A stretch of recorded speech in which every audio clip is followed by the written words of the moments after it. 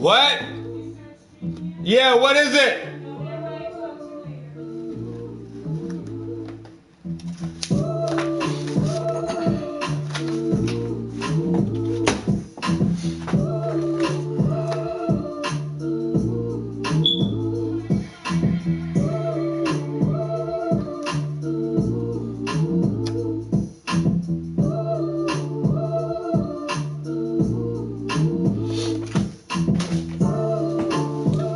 Yo, what's up? Good morning, good morning.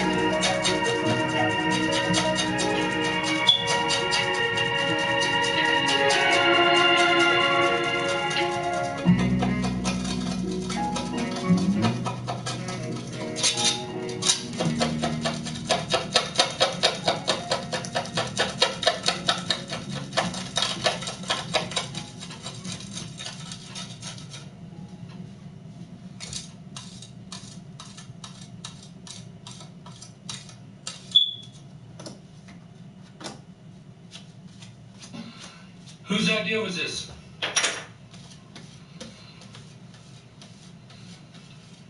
Help! I need somebody help! Not just anybody help! You know I need someone.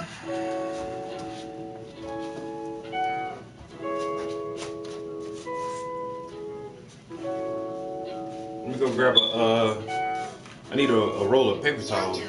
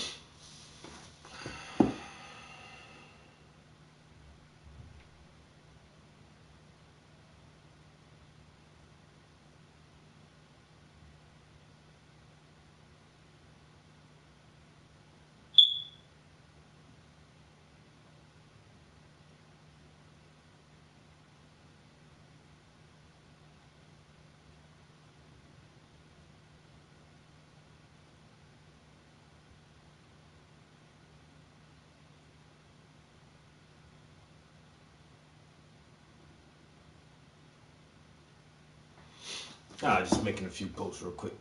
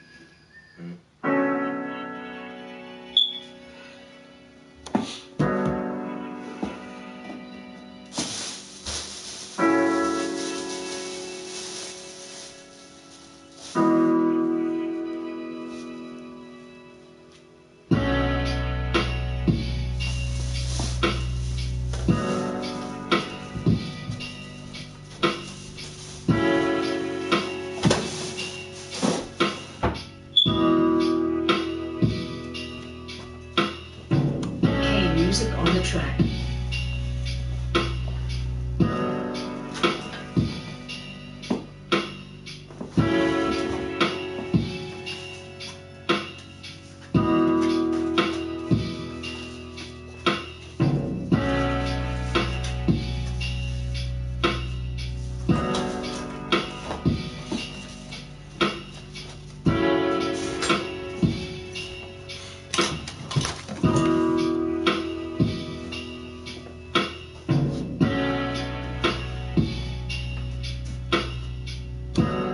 Yo, I think I'm ready to start painting. I swear to God.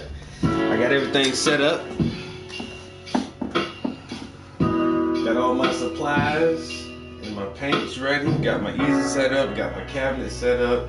Got the space relatively cleared out and somewhat organized. That's all I need. I just need to start painting them.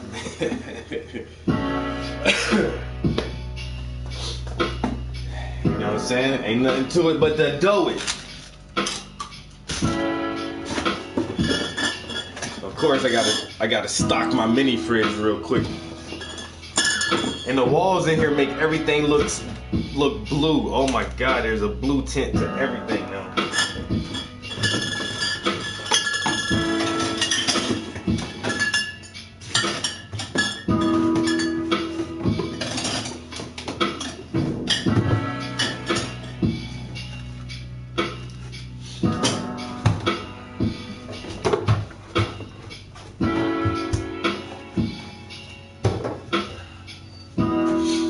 Alright, mini fridge is good to go. I got some waters, got some beers, got some fruit. Fruit cups.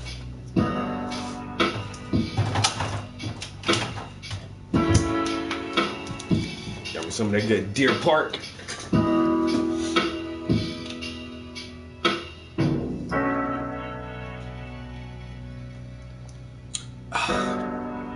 Hydration.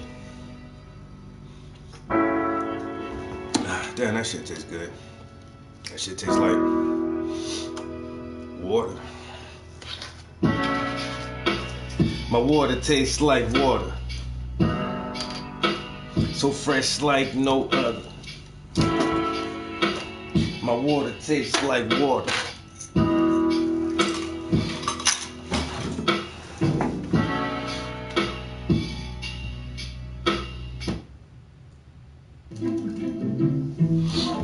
My water tastes like water. Now start your day just by saying, Hey Google, good morning. traffic is better than usual. Here's the latest news. Okay, everybody, let's go. That's how good it Bottle is bit. with Google Home Hub.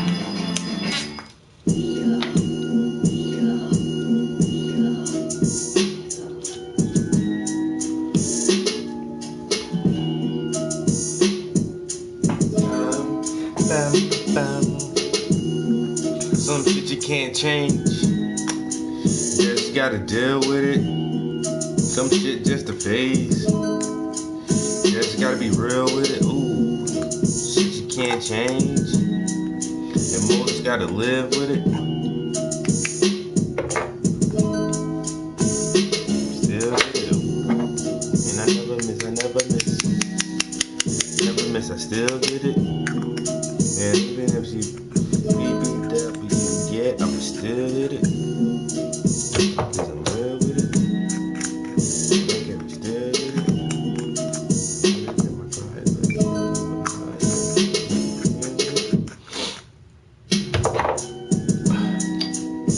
the last thing I need to find is my fucking ashtray. I do not know where my ashtray is at.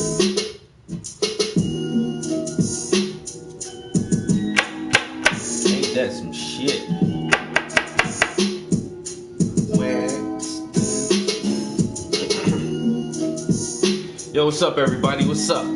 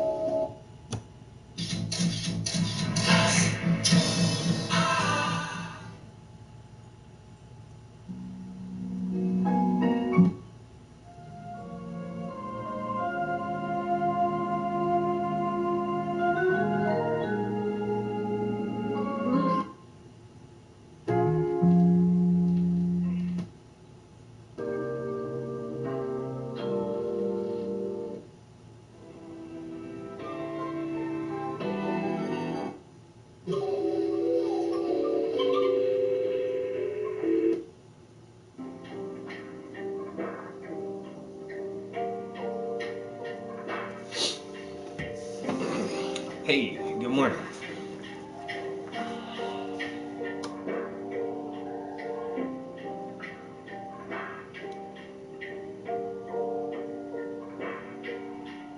Got some grime under my nails. Ew.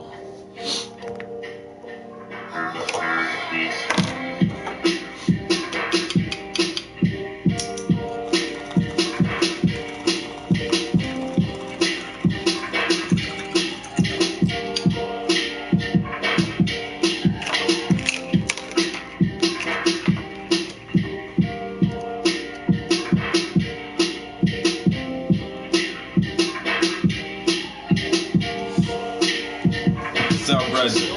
Oh, definitely. That is if I don't hit the lottery first, you know what I'm saying? I'm going for the Mega Millions. I want the Powerball. All that shit.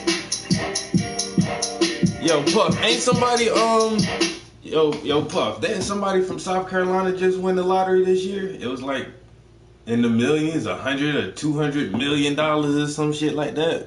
Motherfucker from South Carolina won that shit. Damn, I should have played them numbers.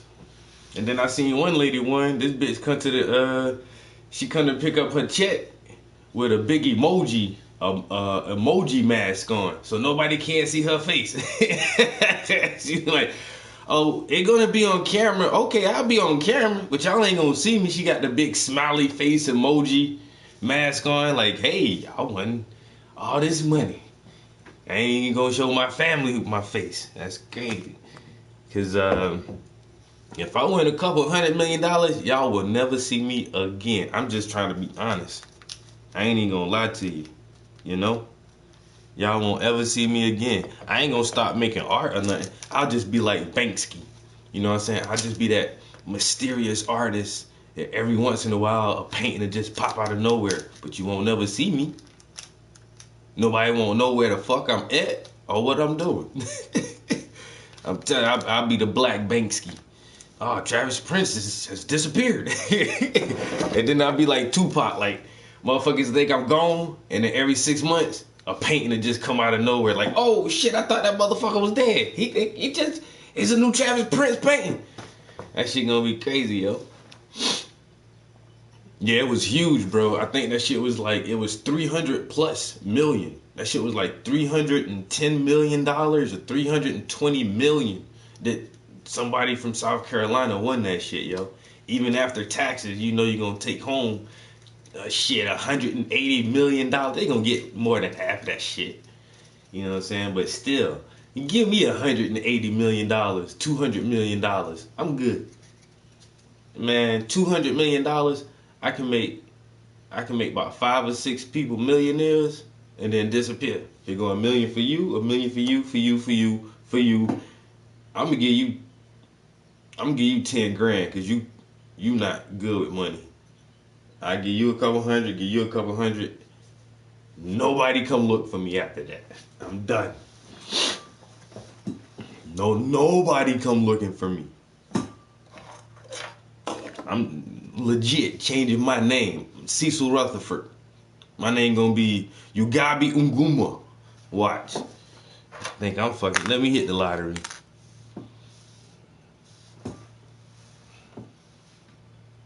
I'm changing my name to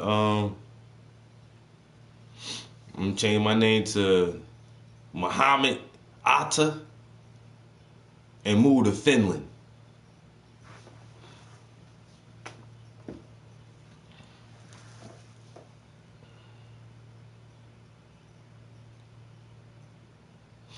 I know that's right. Like I say, I don't know a lot of people like that, so I got a few family members. Like I said, I hit a couple up. If I got like hundreds of millions, I make about 6 or 7 people millionaires. I give you that. You know what I'm saying? Just from being my A1 from day one, always having my back. $1 million. $1 million. I feel like Oprah.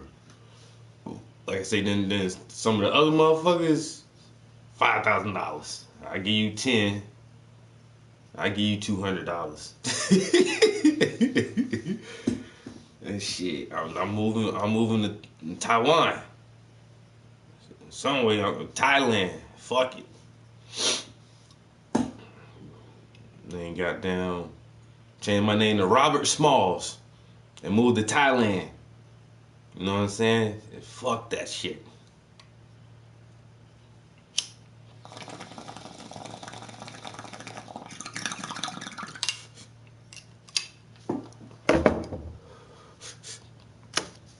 I'll move some way. They don't even look for black people. I'll move to Russia. You don't. When you think about looking for a black man, Russia's probably one of the last places to come to mind. I'm telling you, bro, I'll disappear.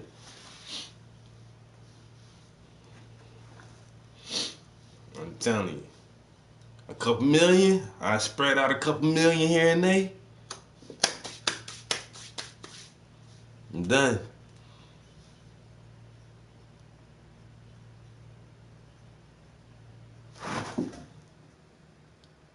You give me 3.5, I'm gonna grab that shit like a baton and haul ass.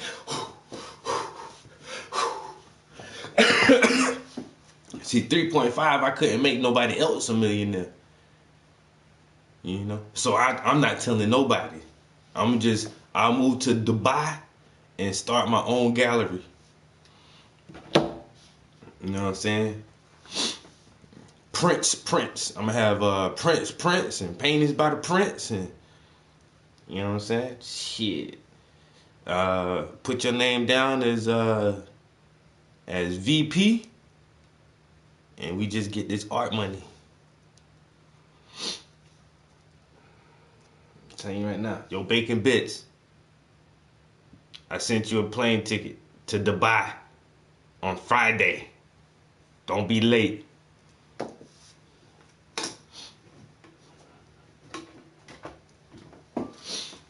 Like that.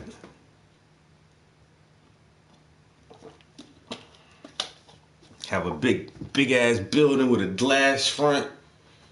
Nothing but paintings everywhere. All the princes and the Arab Emirates and all the French foreign travelers and everybody come all the way over to Dubai just to have their portraits painted by the magnificent artist known as Ngawe Nyiwo. You know what I'm saying? I ain't gonna tell nobody I'm American either. Tell motherfuckers I'm from Nigeria.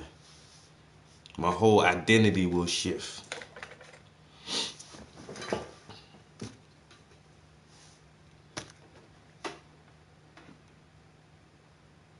Let's win this money. Let's get this. I'm already on top of it. I'll say I already applied for that art grant. It's only $12,000, but it's basically a lottery. And that's step one. Now I gotta start pulling these Powerball numbers. I need to do like what my man name? Edgar Casey, and like put myself in a trance and try to step into the astral plane and pull these numbers from a different dimension. You know what I'm saying? In the future. Kind of like Biff did in Back to the Future. You know what I'm saying? Something like that. You gotta strengthen our chances.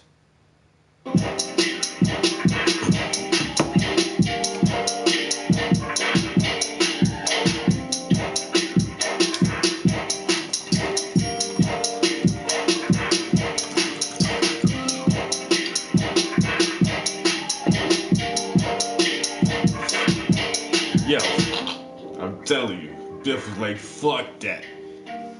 Yankees gonna win the World Series. Bet $1 million on it. I know that's right.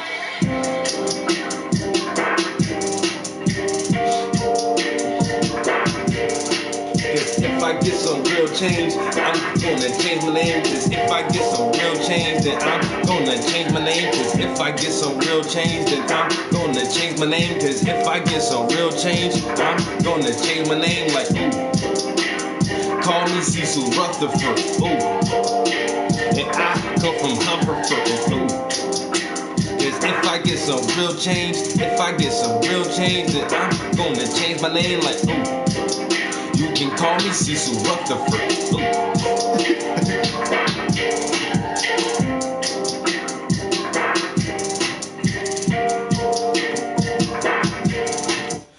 I get that shit from King of the Hill, yo. What was the dribble? Dale Dribble. This motherfucking alias was Cecil Rutherford. Like, just how you say that shit, yo. I'm like, yeah, that's a good one. I'm gonna use that shit, yo. Call me Cecil Rutherford.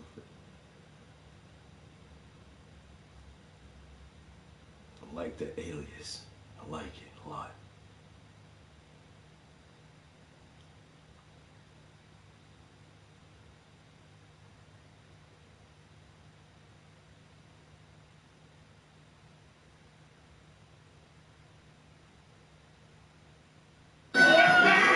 You understand how fucking old you gotta be? The hell, who's that? This nigga just something on me. Make sure they got no gun.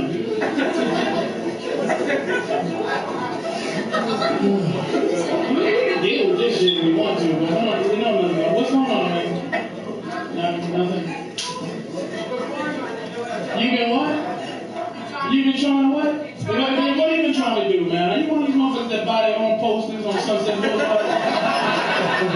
Kill yourself, nigga. Why? It's not, just go. Go. Get out. Go. We don't want to deal with you. That's what's really... You been trying to do what, man? What have you been trying to do? You been trying to do what?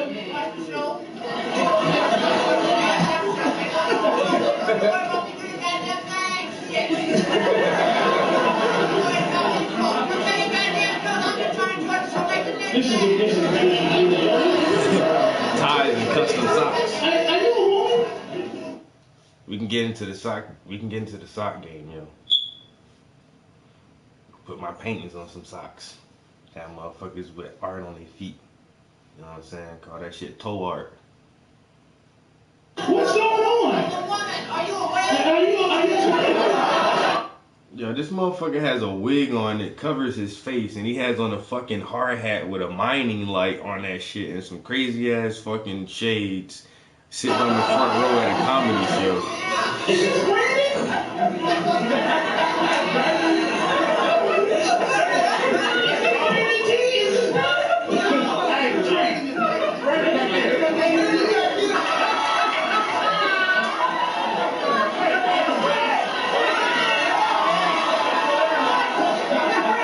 Listen, man, this nigga got to go.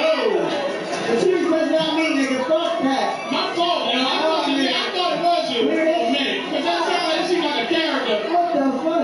Hey, shit, get this nigga out of here so I can finish this shit. It's tomorrow in here.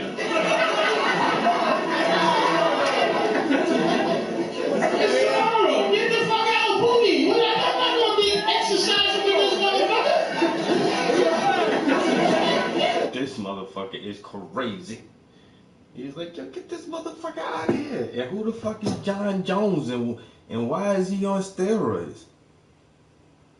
Who the fuck is running this shit? Get this. Yo, this dude walk on the stage, had the booty cut out in his pants. Yo, my man, like what the fuck is wrong with this dude?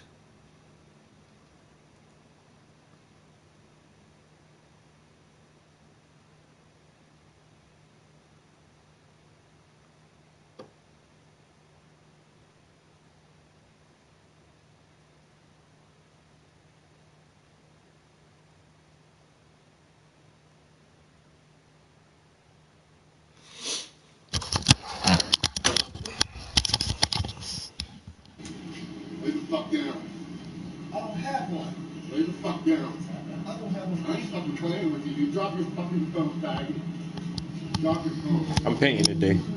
Dropping my phone. What? No. Cut that head off. Nah, dude, you're gonna fucking stop too. I'm bringing you home, man. Yo, this motherfucker got a knife in his hand, yo. If you want to. Nah, he already admitted it. Molotov. I admitted when I went to the Marine Corps, I had to do my job. You're not fucking killing nobody else. I'm not doing And the other ones killed people too, and I told them to stop. They said they shot them. Yo, this is They some told weird. us, you shot them, they shot them, and they went to go kill more people. Yeah, all of you did it. And you're not gonna fucking stop.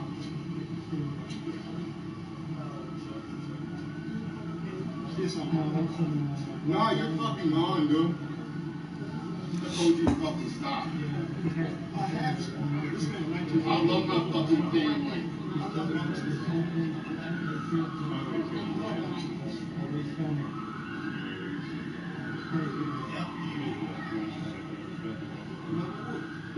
Honestly, get your ass up.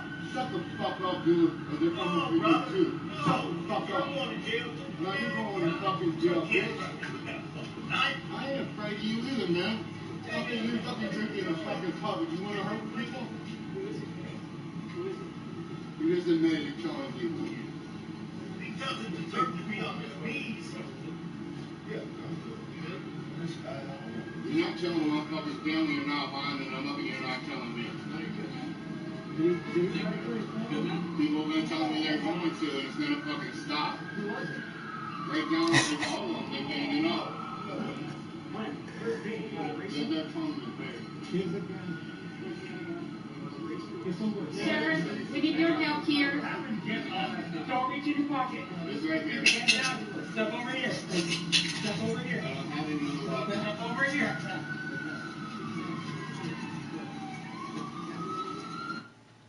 All right, so how many things do you see wrong with that situation? Like,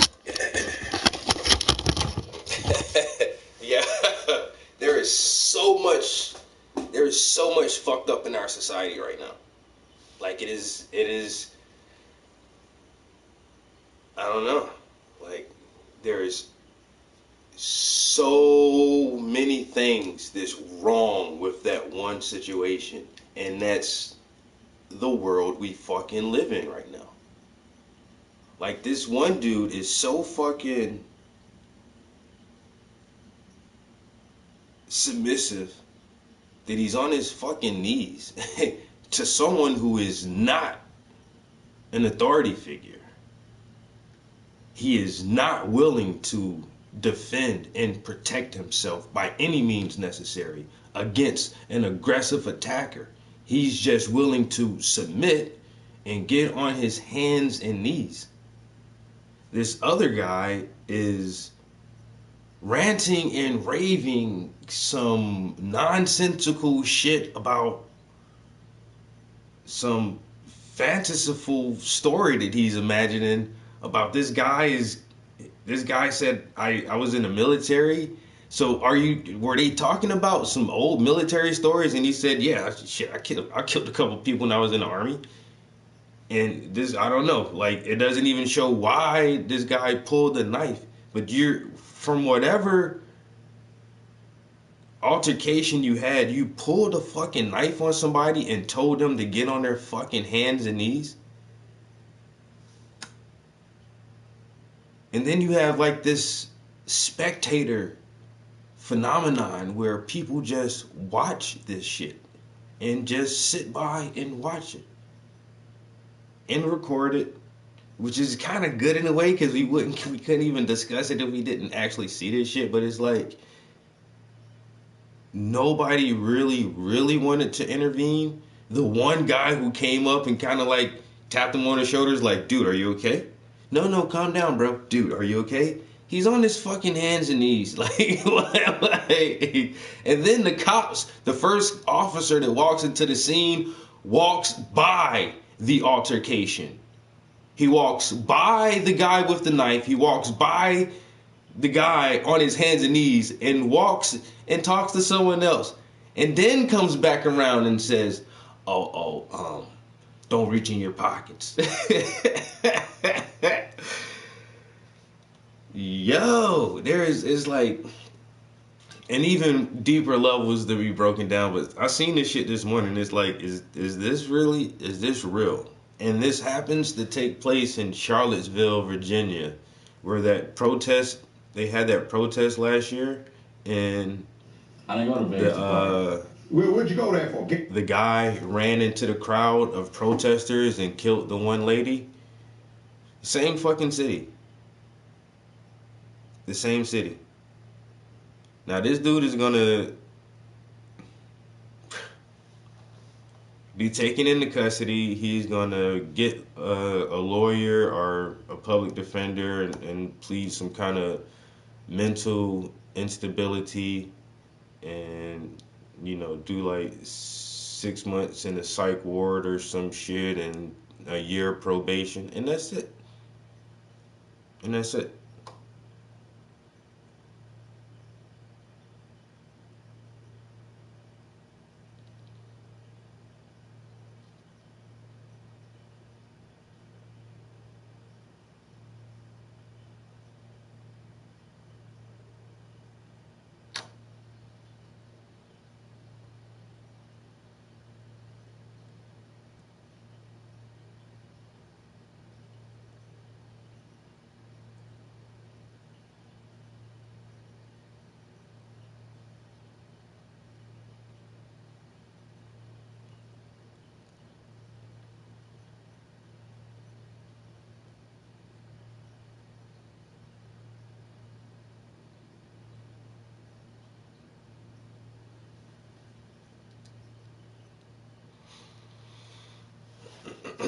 Yo, I swear. That's why, you think I'm playing. Yo, you give me 3.5, I'll move it to goddamn somewhere else. Get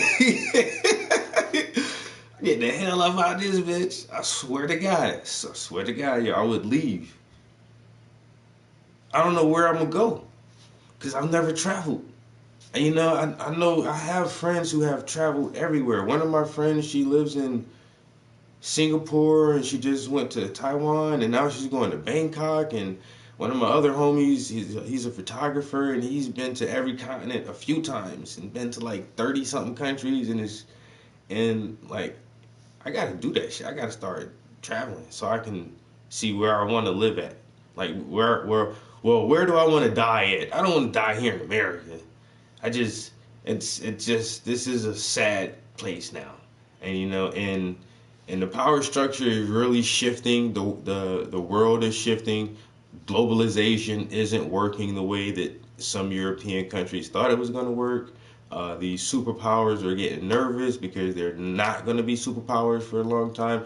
I just want to go to some peaceful country that don't really be fucking around with all the wars and don't got real big armies and, you know, got their foot in everything, you know, political and shit, yo. And there are countries like that. Even our neighbor to the north, you know, Canada does this little thing, but Canada still kind of just sits back and chills for the most part. Like, they don't be fucking with a lot of shit. You know what I'm saying? And they're in Trudeau, he's like, yo, man, just be chill, man. Look, weed is legal nationwide. Let the fucking immigrants come here. They're not all bad people. Just let them come. We're going to chill, we're going to smoke weed, and Canada's going to be cool, eh? You know what I'm saying? It's like, but it's too cold for me there. So, like, it's just, I don't know. It's weird the times that we're living in.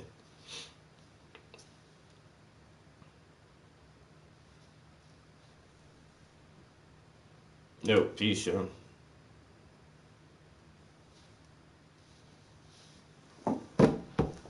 Yo, I swear, yo. Yo, Justin Trudeau is the man. I could probably move to South Africa. Yo, Julius Malema, yo, he's squaring things off in South Africa now. I could probably just go back to the motherland. Like, screw it. I'll go move to one of those shithole countries. You know, with all the beautiful, fertile land, all the fucking natural ecosystem still intact, where they're not fucking pillaging and plundering the earth and for more than what they need. One of those shithole countries.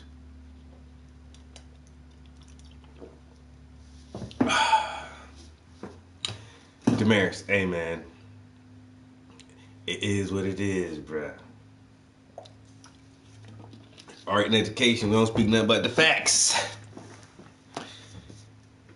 Speak nothing but the facts. Like my homegirl, Jess Hilarious, it's just with the mess, and my news is real. Yo, she be tripping me out with that shit, yo. Her shit be too funny. I still haven't watched her TV show. She got that bread now, because Fox gave her a contract. You know what I'm saying? So she on national TV. Getting that money. But you do work for Fox. So.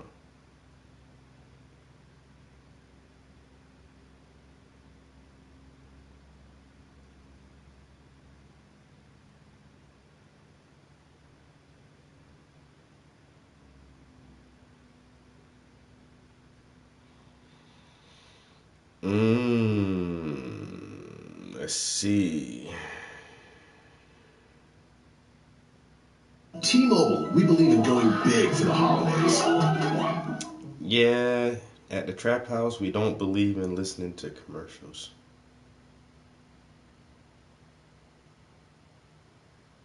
And it's a long one. Ladies and gentlemen, yes, now we are going a little bit under the surface. We are coming to archaeology and to a project which is one of the most important projects of the last years. And that's not only my words, I'm the director of this project, but it's internationally told like this. It's a project in southeastern Turkey at a site called Göbekli Tepe. Göbekli Tepe means mound with belly, or mound with belly. It's just his name, an old name from the map. We didn't invent this name, but it shows a little bit, or it's recognizable. We have the natural limestone plateau here, and all this mound, which is not a natural mound, which is an artificial mound. This is the belly on the mound, explaining the name.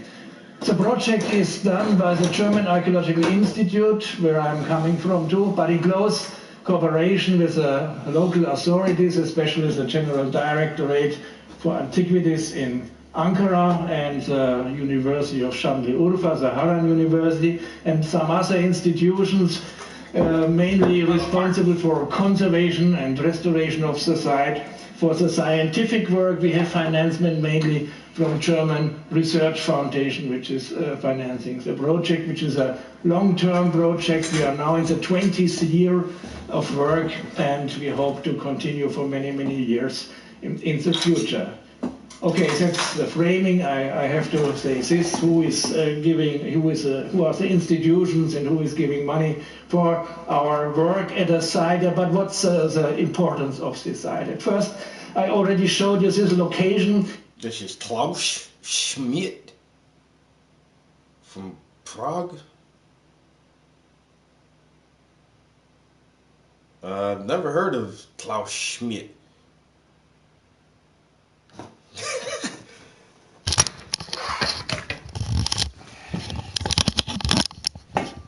Got on the trail runners today.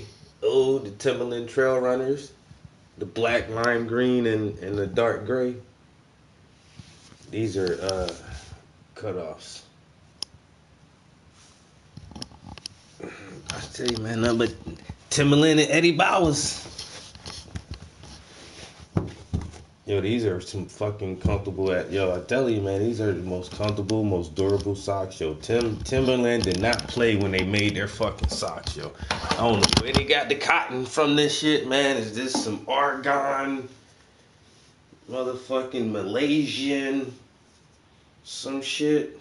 But, yo, my Tim socks, like I said, I got my whole sock drawer is just, that's all my sock drawer is just full of this shit, yo. It's full of Timberlands and Eddie Bowers and Dickies. You know what? I've been moving.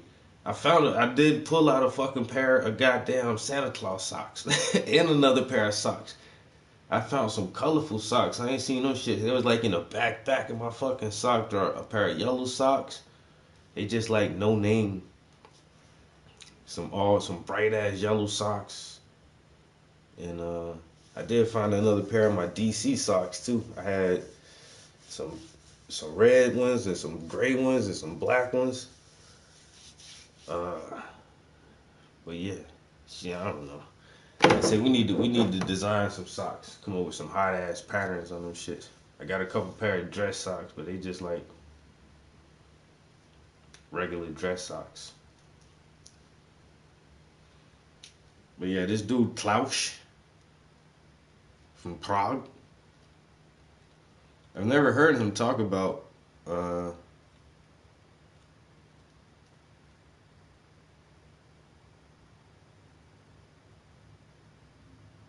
wow. So you about to write a paper on that shit right here and let everybody else know about this new bug?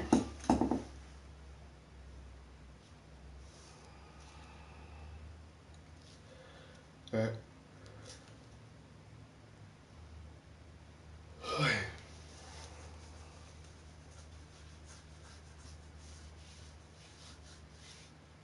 Damn, I forgot what I was about to say. Oh, Göbekli Tepe. I've been listening a lot about that shit lately, yo. Hold up, guys. It's a huge limestone ridge, and this artificial mound is on top of it. Such artificial mounds are very common in the Near East. They are called tel in Arabic language, or tepe or höyük in Turkish language. I think some will know Çatalhöyük, a site, also a Neolithic site in central Anatolia. And Göbekli is a site like this, it has some specifics. It's a unique site because it's much older than all the other ones. It's belonging to the 10th and 9th millennium BC. So it means, roughly spoken, the monuments there are 12,000 years old, 12,000 years before today, or 10th millennium BC. That's just after the Ice Age. Who knows a little bit about geology knows that the Ice Age is a global phenomenon, and now with the ice corings in Greenland, we can date it very, very exactly. It was not a long process, the end of the Ice Age. It was what we call a rapid climate change. A very rapid development, around 9,600, and that's the time when the building activities at Göbekli started. I told you, an artificial mound made by the humans by erecting buildings, walls, and several things above each other, so the mound was created. this is not so special in the Near East, but as I told you, the time frame, 10th, 9th millennium, that's really very strange. We didn't expect that at this time, when all over the world people still had been hunter-gatherers, that that they had been able to produce such buildings, to do such huge work, and much more. We will see some examples of the world of Göbekli Tepe, which is such an unexpected and unknown world before. Many saying Göbekli Tepe is changing the history. That's not true. It's not changing, but it's adding a chapter, a very important chapter to the history of humanity, a chapter we didn't know that it exists before. And this chapter is about the transition from hunter-gatherer societies to farming, to food-producing societies. This is a form of subsistence we still based on our basis agrarian societies, and this was invented in this region in this time. The region is the Near East. We will see some maps later. And here an idea about the amount, an aerial view. When we started the project in '95, what we can see is there was nothing to see, just a tree and fields. It was used for agriculture by the local people, but the surface time has been showing us very, very clearly the importance of the site, and the dating by diagnostic flint tools and other tools.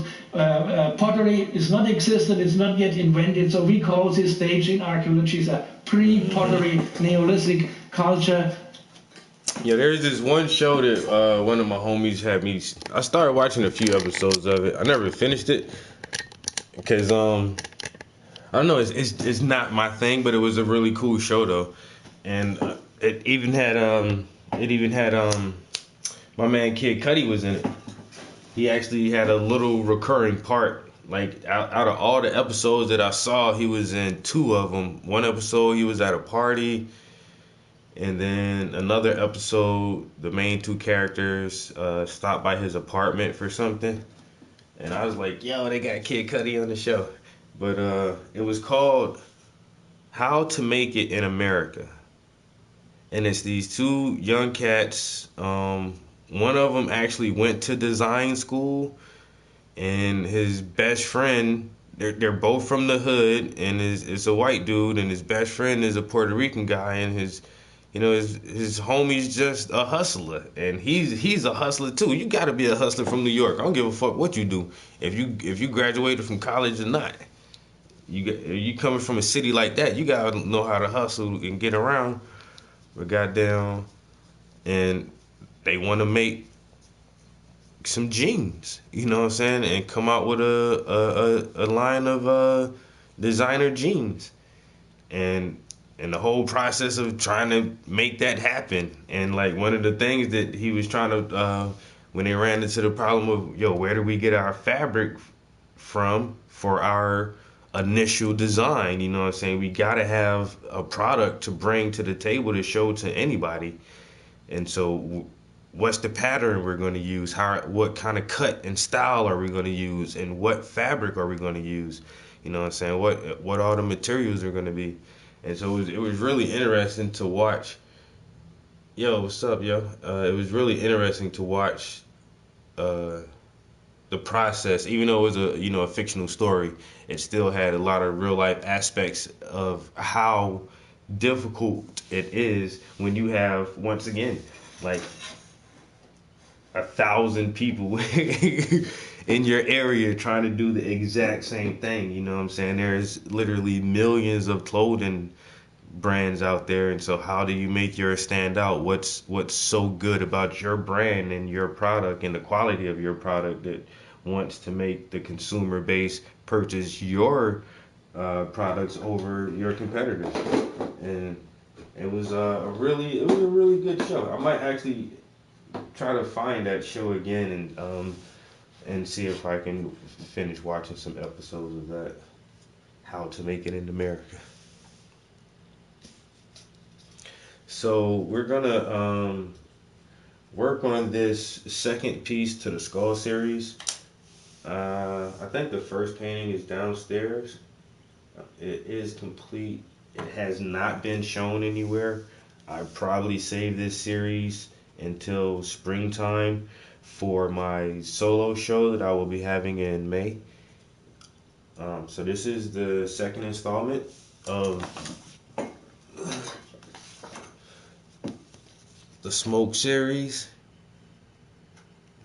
And I've been working on this piece for a while, for the simple fact that a major project came up in between the starting of this project.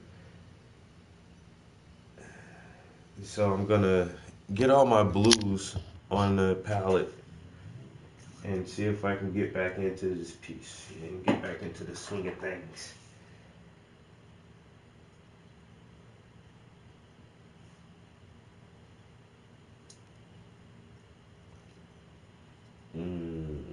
Alright, yeah, so we were listening to this guy talk about Göbekli Tepe, and it is one of my favorite topics right now to listen to people talk about, for the simple fact that Göbekli Tepe will make historians rewrite history books in the next couple decades.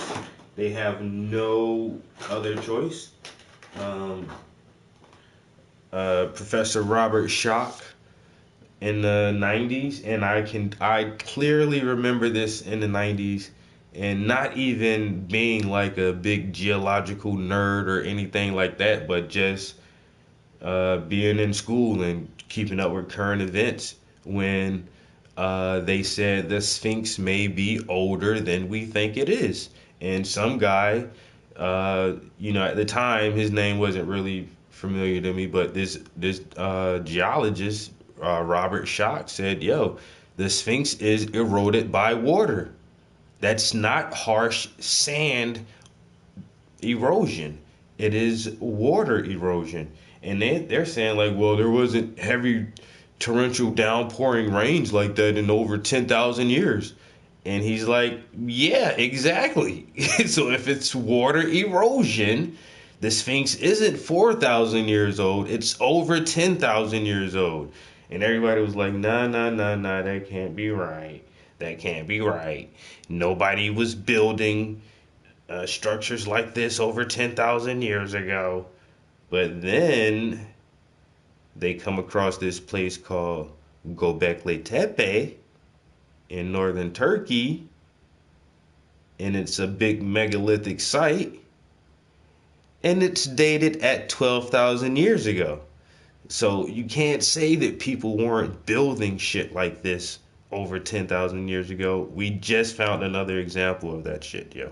And so Göbekli Tepe is forcing archaeologists and historians and Egyptologists and everybody the fuck else to really consider rewriting what the fuck on the time frame that humans have been building these mega structures and having such a great organized civilization to do so. I'm pulling out all the blues. All of them. Let's see. So now we're going to get into these teals and turquoise.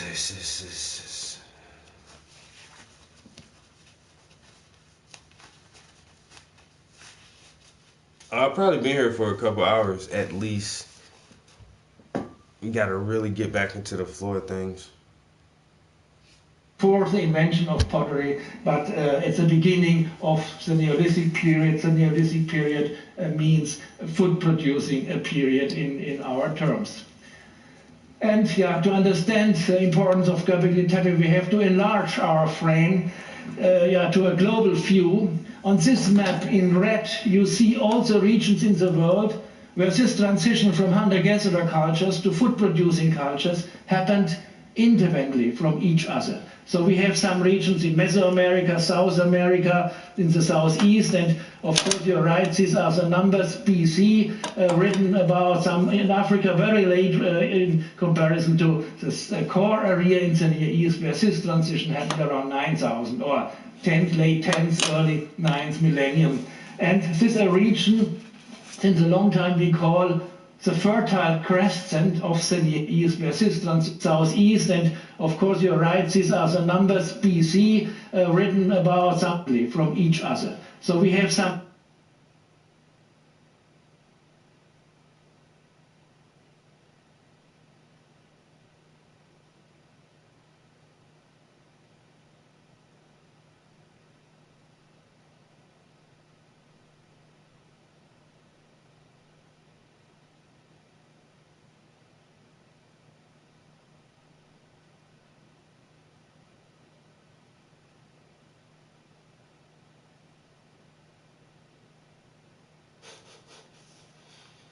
motherfuckers contradict themselves so bad when they talk about Africa. If the black man left Africa and spread out over the whole world, then how he didn't take agriculture with him? How he didn't take that knowledge with him, and so he went somewhere else and figured it out, and then it came home first. I mean, it came home last. That doesn't make any sense. Agriculture, once again, that shit is older. Like I said, that's why I try to listen to everybody who talk about this shit, yo. Cause that's how they try to pinpoint different things too. Even with agriculture, who started growing food first? Who stopped roaming around and being nomads and hunter-gatherers and started planting crops? And how did that knowledge come about? You know what I'm saying? He said it arose in different areas independently of each other, which is definitely understandable. But still, like when you look at the history of travel, and you can even go back to the one documentary, the Cocaine Mummies, and how there was cocaine found in Egyptian mummies 6,000 years ago. But cocaine, the coca plant, isn't native to Africa.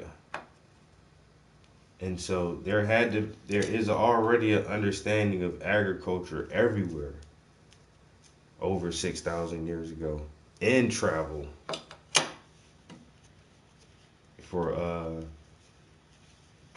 for the trade of goods. And nobody don't want to discuss different things like that.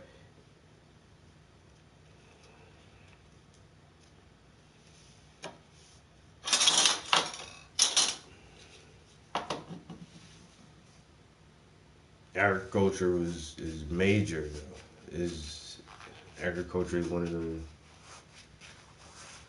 is probably the most definitive turning points in human society, where you can grow enough food to feed your people so you can just stay in one area. Regions in Mesoamerica, South America, in the southeast, and of course you're right, these are the numbers BC written about some in Africa very late in comparison to the core area in the Near East, where this transition happened around 9,000 or late 10th, early 9th millennium. And this is a region since a long time we call the fertile crescent of the Near East, because it's in the south we have the Arabian Desert, to the north we have the mountains of the Taurus and the Zagros mountains. So this is the area with the most favorable climatic conditions and also with most favorable geographic conditions, a fertile crescent. And for a long time we thought that the western wing was important regarding to the development of early civilization, of early agrarian civilization. But now we understand the research not only done by our team, but by many teams, an international group of American, French, British, Turkish, Italian, Japanese, German, and so on, archaeologists working in this region. We understand there is something like a golden triangle within these fertile grasslands, where the most important things are going on. Yeah, and Göbekli Tepe is located in the Golden Triangle, and it has a very important role. We will see some of the monuments we are excavating there. The other sites mapped here in red are belonging to this time, to the 10th, 9th millennium, but these are settlements of this period, settlements of settled hunter-gatherers. Although this was new, it was a discovery maybe 20, 25 years ago, that we have already settled hunter-gatherers. We thought that hunter-gatherers always are nomadic, but in this region they changed their life already before the invention of food producing. Settled hunter-gatherers. Göbekli Tepe is not a settlement, it's belonging to it, but it's only a sanctuary. But what a sanctuary, or many sanctuaries together, so we'll see examples. Neolithic, just to have an idea what it means, from wild to domestic, mainly here wild cereals, domestic cereals. You see they are getting much bigger, much more results. With the animals it's a little bit more difficult. It's the reason why only 4 animals had been domesticated at the beginning, goat, sheep, cattle, and a pig. We exclude the dog. The dog was domesticated earlier by the hunter-gatherers already, but it's a different story. He was domesticated not for meat production, but to be fellow of the hunter. But this means Neolithic societies, food-producing societies on the base of domesticated species, plants and animals. Yeah, and our prediction that this site of Göbekli Tepe is so important, it was completely fulfilled during the excavations here now, excavation work in an aerial photo from 2011 with several areas, and there are many findings like these flint tools are very common, or findings like sculptures.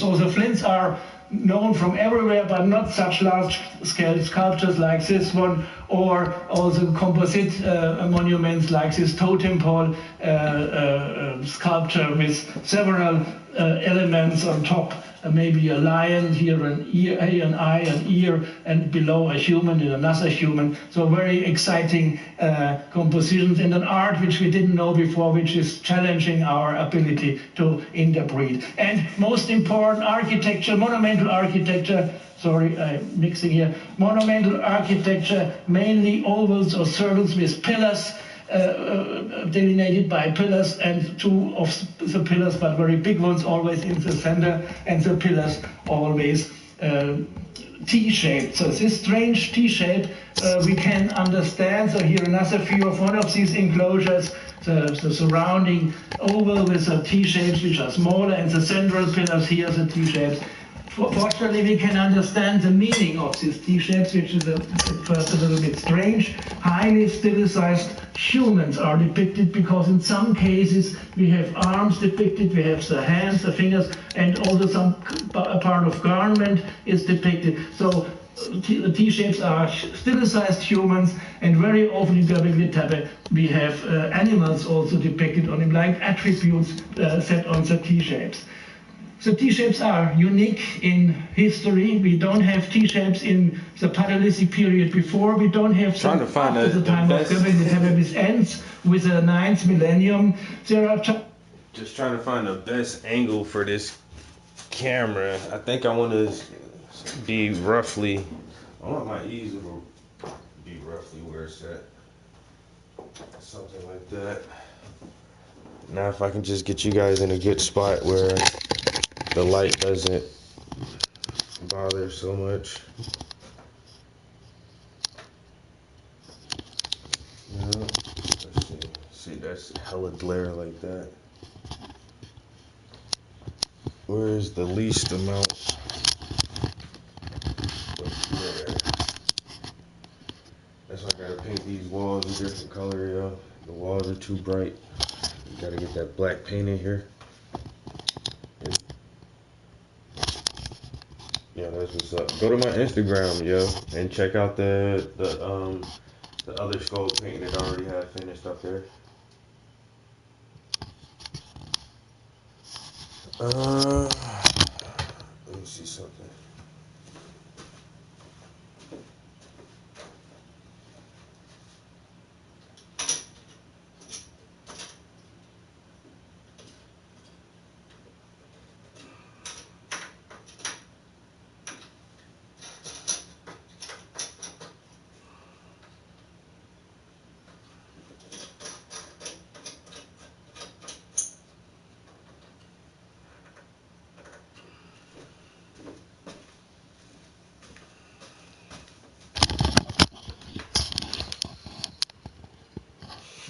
Yeah, is it me or did that just like make it worse? That's worse.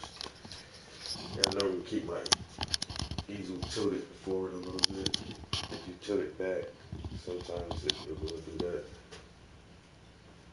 I don't know, it's not so bad here. Oh yeah, you seen that last skull? Yeah, that shit high, right?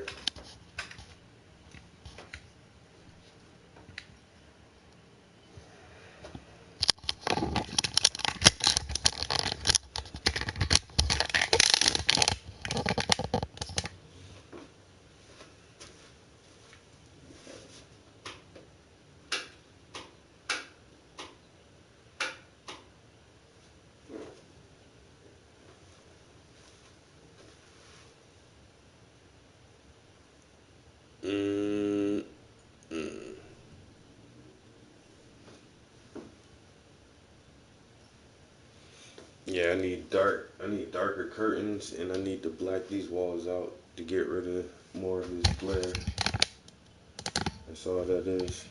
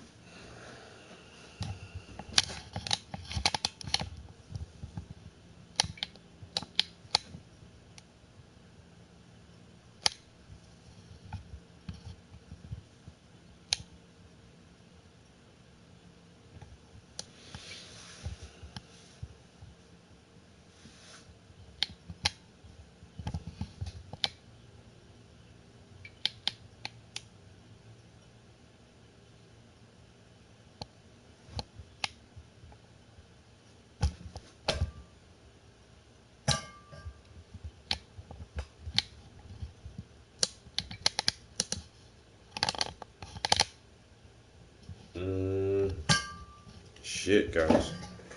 Let's just try to work from right here for a minute. We're gonna be working on this section here. You can see this, the smoke. Oh, the smoke here is already a little bit lighter. So I just want to kind of stopped in this area. So I want to start lightening this up. Come around here, and then you can come back and put some more highlights in this area later on. But I think it's no.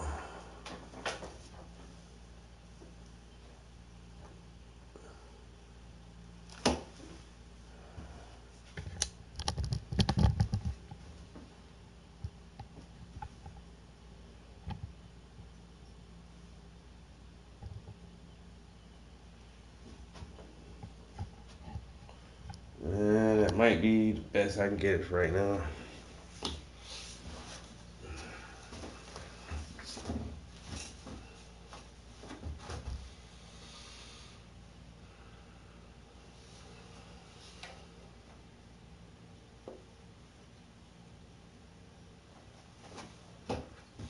Something like that.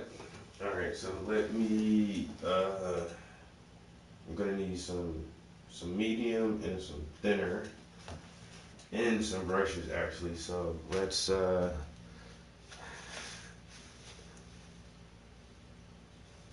Oh yeah, this one is gonna be real nice when it's done, yeah. Let's finish getting set up here, guys. Yeah, I think that like I said, that may be the best spot for the camera. So where's our entertainment? Listening to some talks on Göbekli Tepe.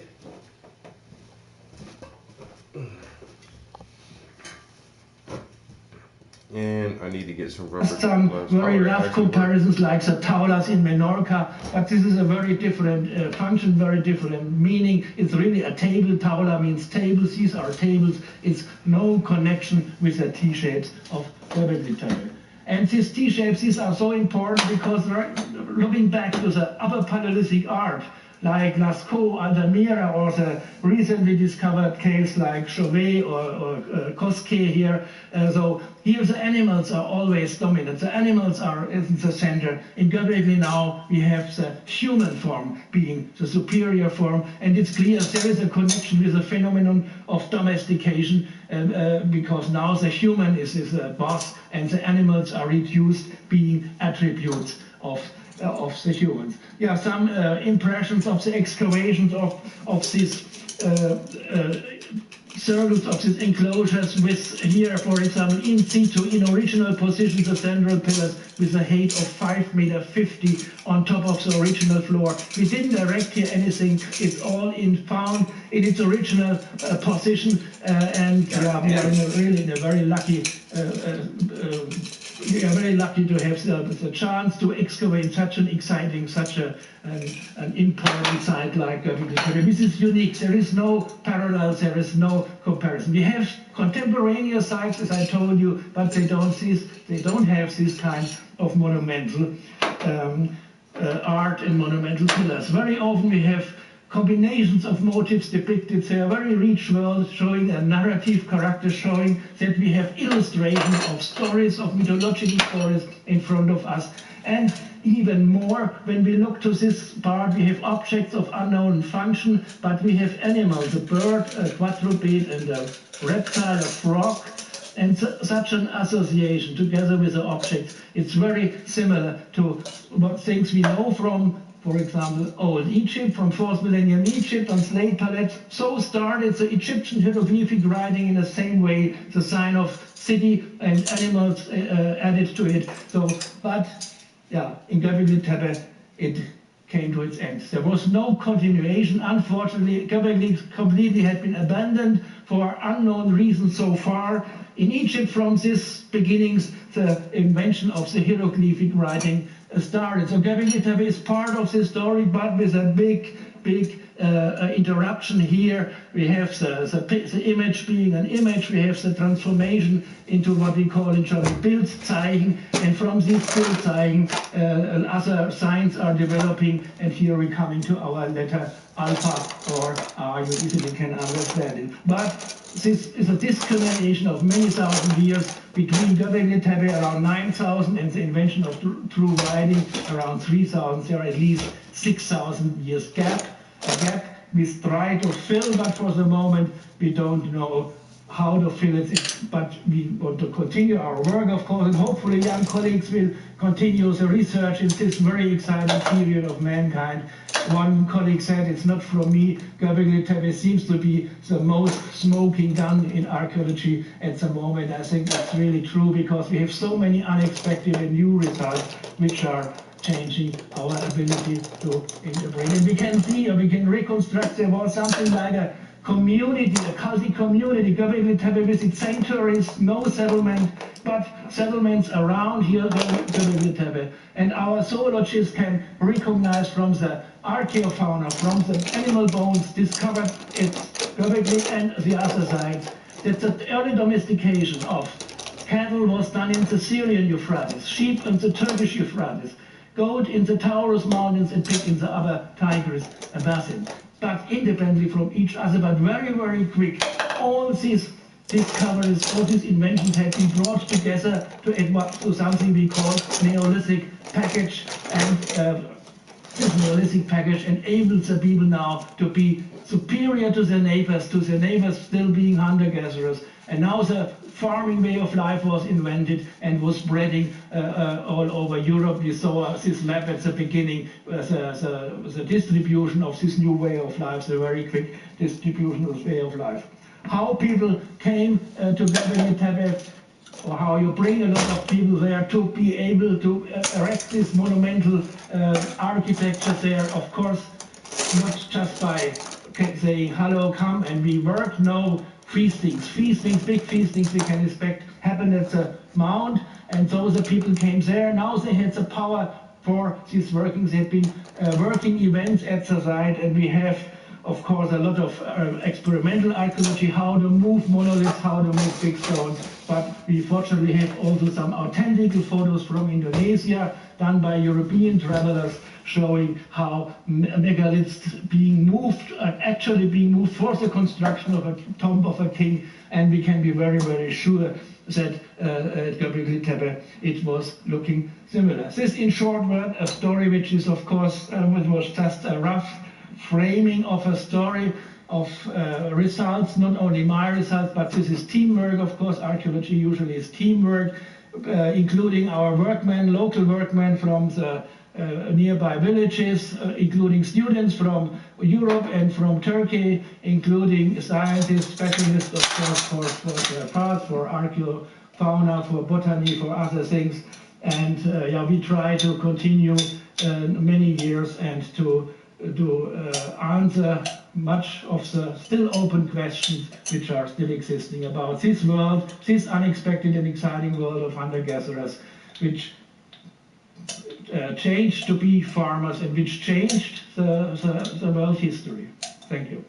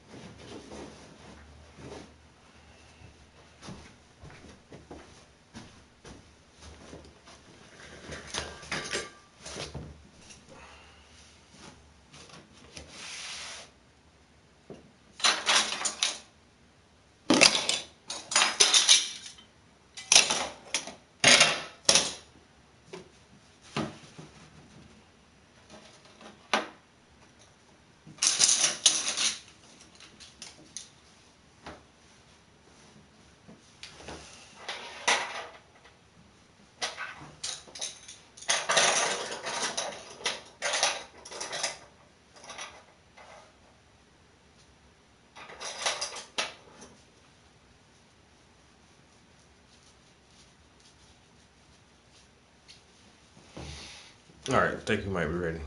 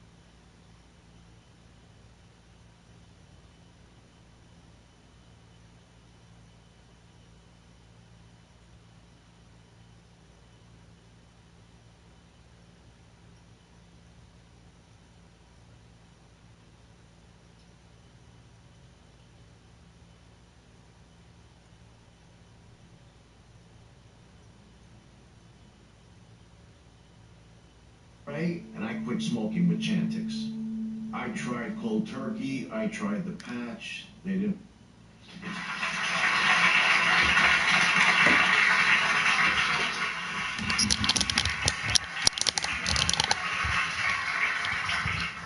First of which will be the story, the traditional story that every school child has heard for many generations, which is that when Columbus set sail into the Atlantic towards the Americas, everyone in the world then believed the Earth was flat, and that his arrival at the Americas was a sort of a miracle, and in a way disproved the traditional stereotype or view that had held forth until then. In fact, according to the legend, Columbus had such a difficult time to get his voyage sponsored and to get people to man his ships, because of course no one was crazy enough to go on a ship that was going to go straight off the edge of the earth, which is what the legend tells us. And indeed, some versions of the story have it that his crew almost mutinied because they were so afraid that the ship would go off the edge of the earth. And only Columbus, with his special faith in the accuracy of his views, was confident that the earth was round. Now, that's a wonderful story.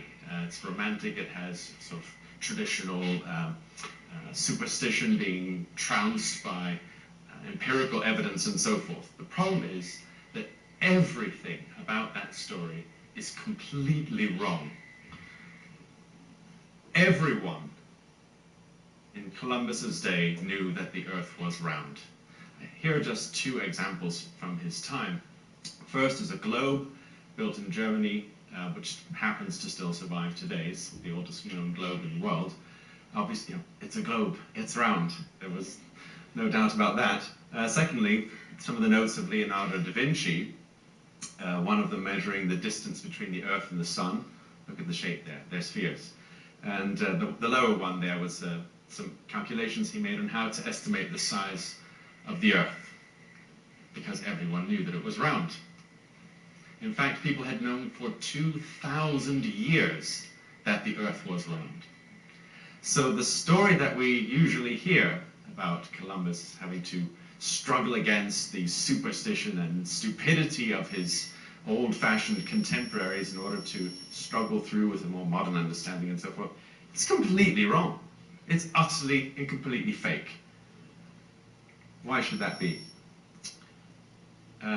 Taking for granted that the world was indeed round, as everyone in his time knew, the only difference between Columbus was, of course, he wanted to get from Europe over to Southeast Asia, to the Spice Islands, and knowing that the Earth was round, of course, he wanted to sail around and cut out all the middlemen that made the prices in Europe unbelievably expensive. Spices were worth more than gold in those days by their weight.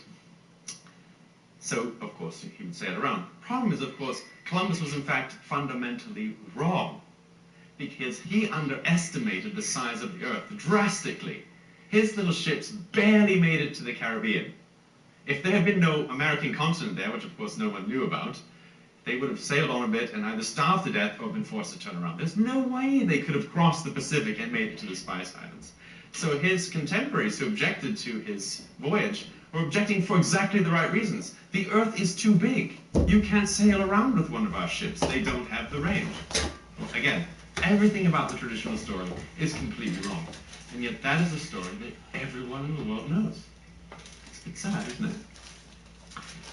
The reason we believe this story comes from the American author Washington Irving, whose biography of Columbus in 1828 first really kicked off this myth. It was a more romanticized, it was a more sexy sell. It made his book quite spicy and became a bestseller. And from that time on, you have including sort of invented dialogues about Columbus contesting with people with old-fashioned ideas who claimed that the Bible said the Earth is flat and therefore it must be flat and it must be wrong. Just completely made-up dialogue because it made the story more exciting. And of course, exciting stories sell far better than true ones. Okay, next Man, myth. that shit hot. Isaac Newton discovered gravity when an apple fell on his head. I guarantee everyone has heard this before. It is so familiar. Now, Isaac Newton, of course, formulated his law of universal gravitation, which revolutionized astronomy and many other sciences, allowing the movements of planets and moons and other bodies in space to be not only for the first time understood, they no longer had to rely, for example, on the idea that there were invisible angels pushing the planets around the sun and so forth, but also to make accurate predictions. And during his lifetime and ever after, he was one of the greatest names in science, worshipped almost like a god by many in the scientific community. So why the idea of the apple falling on Newton's head, which is everywhere? I mean, I just did a little bit of Googling to come up with some of these.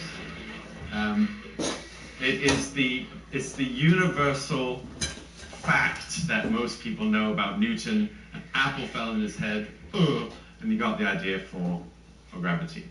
Now, this one is also completely legendary, but it actually does have a small grain of truth, or a small grain of truth to its origin, which is that Newton actually did tell a couple of his contemporaries in his old age, yes, well, one day I was sitting in an apple orchard, and I observed an apple to fall.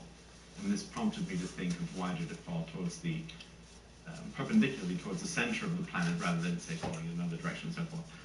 So you might think that there's some grain of truth behind this, although the latest research by historians of science seems to show that, in fact, it wasn't an apple at all. It was probably observations of a comet that had been seen vanishing behind the sun and coming around the other side. And the measurements of those observations prompted Newton's ideas for his law of gravity. Okay, myth number 3. Charles Darwin sailed to the Galapagos Islands in 1835, and there, 600 miles off the west coast of South America in the Pacific, he observed these lovely little birds, which are now known universally as Darwin's finches. And the legend has it that Darwin observed the beaks, differently shaped beaks of these birds, and was inspired in another great eureka moment of discovery to think of evolution. And furthermore, the special thing about their beaks is, of course, that they're all differently shaped, and they're each specifically suited for a different kind of diet, different size of seeds, for example. This is an illustration from Darwin's book, The Voyage of the Beagle. Now, Darwin's finches are another one of these huge iconic images about science, almost as popular as Newton and his apple.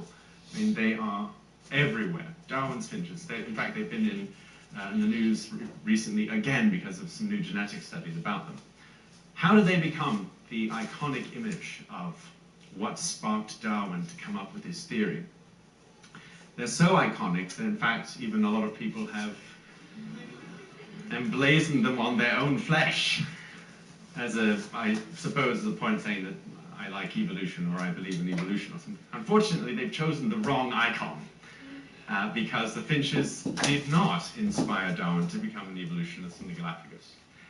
Historians now understand that when he was there, he had no eureka moment. He didn't come up with a new theory, and not only did he not recognize that all of these little birds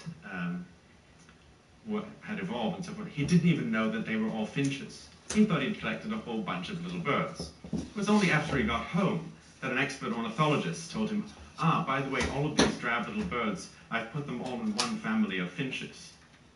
Then Darwin's ideas began to kick off. But he never said what he is most famous for supposedly discovering in the Galapagos, which is that their differently shaped beaks show that they are adapted. This is actually the work of someone else, an ornithologist named David Lack, whose book, note the title, Darwin's Finches, published in 1947, is the book that made the argument that the reason that these little birds have differently shaped beaks is that they are adapted to a different ecological niche. And somewhere along the line, this message, this new explanation of how Darwin's theory could explain the beaks of the finches, came to be attributed to Darwin, rather than to David Lack, who was the one who actually came up with it. Darwin himself, if I go back, Darwin himself only thought that the fact that the beaks gradually fared from smaller into larger, that this simply looked like an evolutionary scale. He did not think that they were specially adapted.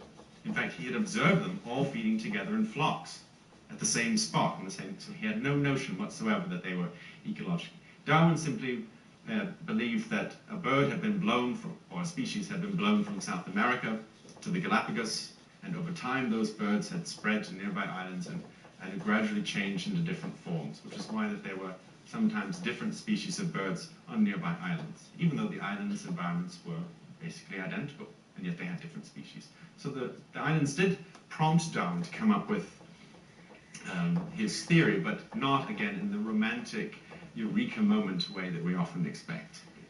So these are just three examples of probably some of the biggest myths, or I would say the biggest beliefs about the history of science present in the world today. The most widely spread and the most iconic images. And that's just these three. I could talk about many more. So, for example, did Darwin really keep his theory secret for 20 years because he was afraid of what people would say? No, not at all. Completely false. Did Thomas Edison invent the light bulb? No, he didn't. Did Vikings really look like this, with horns on their helmets? Unfortunately, no. I quite regret this because I quite like those helmets with the horns, but in fact, this was invented by a costume designer for a German opera in the middle of the 19th century. No Viking ever saw anything like this. But some images we simply prefer. And so the moral of this story is that some of the most widespread stories about science and about history are completely wrong. And I've identified some, and historians have identified many others. But that means that there are many thousands more out there that have not been identified, and that you will, in your lives all the time. How to tell which is true and which are legend and which are myth?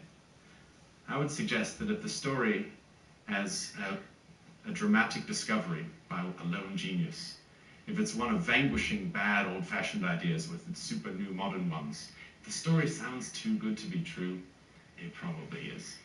Thanks.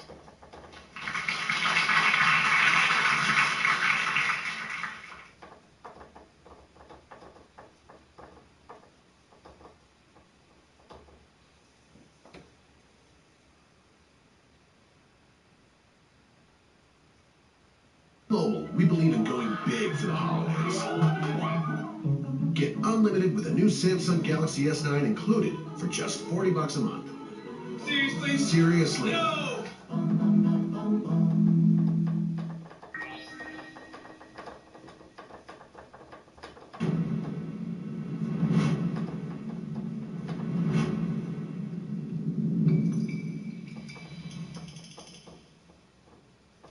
I was a little boy, I had this passion for anything to do with ancient Egypt.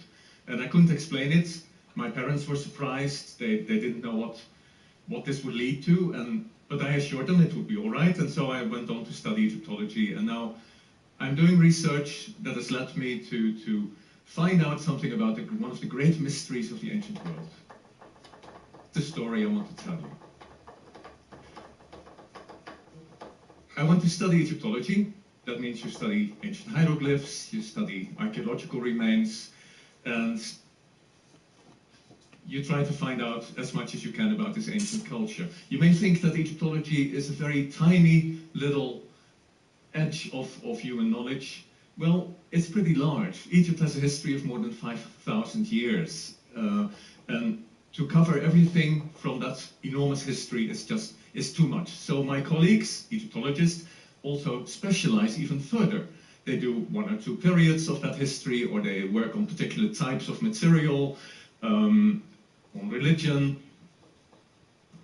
When the time came for me to choose my specialization in Egyptology, I decided to work on material that had been more or less neglected, that was the least studied of all.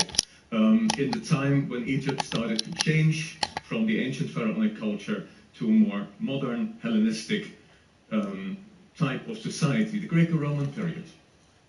And I got involved in an archaeological project in Egypt where I worked on Roman period remains in the desert, in the oases of the Western Desert. You could say that I painted myself into a pretty corner there, being an Egyptologist and also working in a period that was considered the least interesting and irrelevant of all. Still, it has led me to some new ideas, and I want to take you back to the ancient world and to the Greek historian Herodotus. Herodotus came to Egypt, ancient Egypt. He traveled around in the time of the pharaohs around 450 BC. And it's something I would love to do myself, to be able to travel around in the days of the pharaohs. He wrote down exactly what he heard and saw. Very valuable material. One of the stories he relates is that of a Persian army out into the Western Desert, and it never came back. Happened. Cambyses II, the Persian king, came with a large army. He conquered Egypt, and he went down further south. And when he was in Thebes, in the south, in modern-day Luxor, he split off 50,000 men of his army, and he sent them into the Western Desert to attack the worshippers of Ammon, the Ammonians. And they would set fire to the oracle of Ammon. That was their purpose. And, well, they traveled with a guide. They set off from Thebes, and they traveled for 7 days through the desert until they reached a city called Oasis. Went on further, Herodotus says, they travel the Ammonians and halt somewhere, and then, when they were having breakfast there, a sandstorm comes up. A huge wind of extraordinary force, and the sand makes them disappear. Herodotus says they never reach the Ammonians, and they never come back to the Nile Valley. This is one of the great mysteries of the ancient world, and of course many people have been wondering what happened to them, and many people in modern times have tried to find the remains of this army, because the idea of having a complete army from the Persian period covered in a sand dune that would just all be there to excavate is just too good to be true. Of course, they would travel with their animals, they would have their weapons with them, coins, whatever was in their possession would still be there. And so many people have sought for this army. It has always been a bit too good to be true. I had trouble with this story of Herodotus. There are several things, actually, which don't add up. Persians travel with 50,000 men.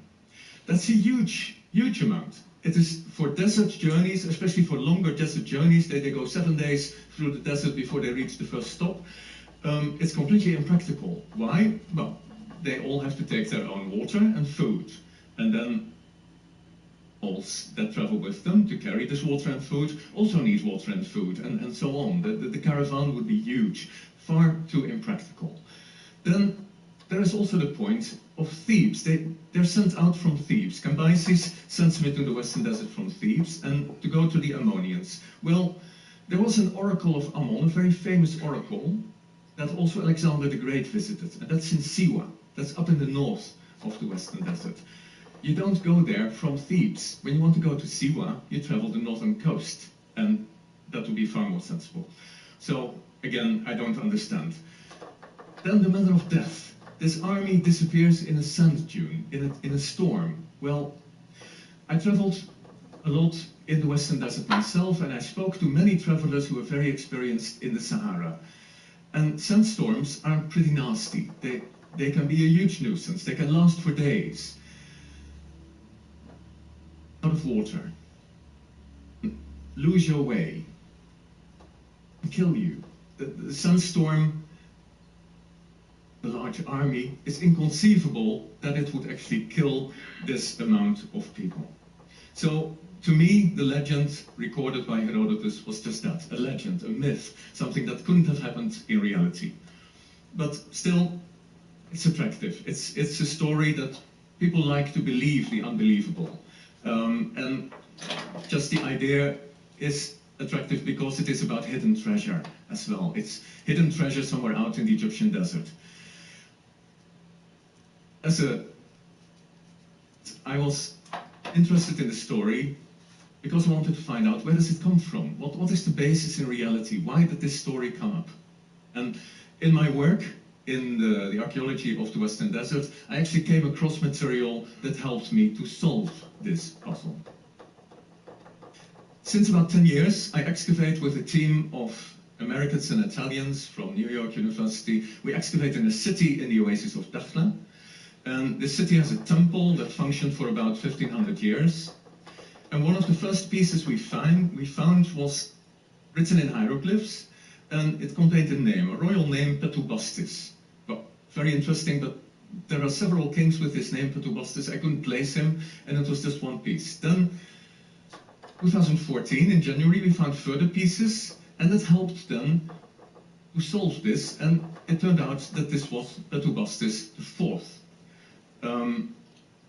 It was almost unknown. It was a huge surprise because this king was a guerrilla leader. He was a rebel. He was in the early Persian period. He was challenging the authorities and claiming royal titles, but up in the north of the country. We had a few references to his name, and that was all we knew of him. 4 blocks with the titulary of this king. We had some further inscriptions. They could be pieced together, and it turned out that this was a gateway, a decorated doorway that was inscribed with the full titles of this Petubastis IV and an inscription saying that he built this temple for the local god of the city.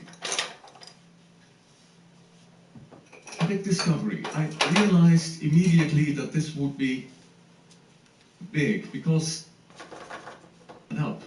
I was very much confused actually. When we found it, I went home, and in the evening I was sitting in our excavation house on a bench in front of the house in the dark, and I sat there for several hours because I couldn't work it out. We had found evidence for a rebel leader, a guerrilla fighter, Sheikh of the ancient world, building a temple out in a corner of the country where he wasn't known. And building a temple, guerrilla leaders don't build temples. It didn't add up. And besides, books about this Petubastis IV. We didn't know anything about him, and suddenly he turns up and he built a temple in the oasis. I sat for hours there. The moon was coming up, the noise of crickets in the fields, I was sort of waiting for things to add up. Suddenly it struck me. I could connect the story. I could connect of the Petubastis blocks that we found to other material that we knew. Let me explain. This came with this huge army, and went down the Nile. And when he sent out his army from Thebes, exactly because we had Petubastis IV in the Dakhla oasis. This was his home base. We have the enemy now of the Persian army, who was challenging the army in such a way that 50,000 men, or something similar, had to be sent out into the Western Desert to be defeated. Now, we can assume that there was a battle. Must have been an Egyptian force in the oasis, and there must have been a confrontation, perhaps more confrontations, we don't know that yet, but we should be looking for a battlefield, somewhere in the region between and the oasis of Dakhla. And that's the reason why, in the end, there was a temple built in the oasis. We know that Petubastis won the battle because he went on to claim the capital of Egypt. He went on to the north, and that's where we already found his name. So suddenly, it made a lot of sense. We should be looking for a battlefield rather than a lost army lost in a sand dune. Now, that's the story that I found to back this king to the king list of Egypt. My story is about a forgotten king, basically. This Petubastis IV was far more important than we made him out to be.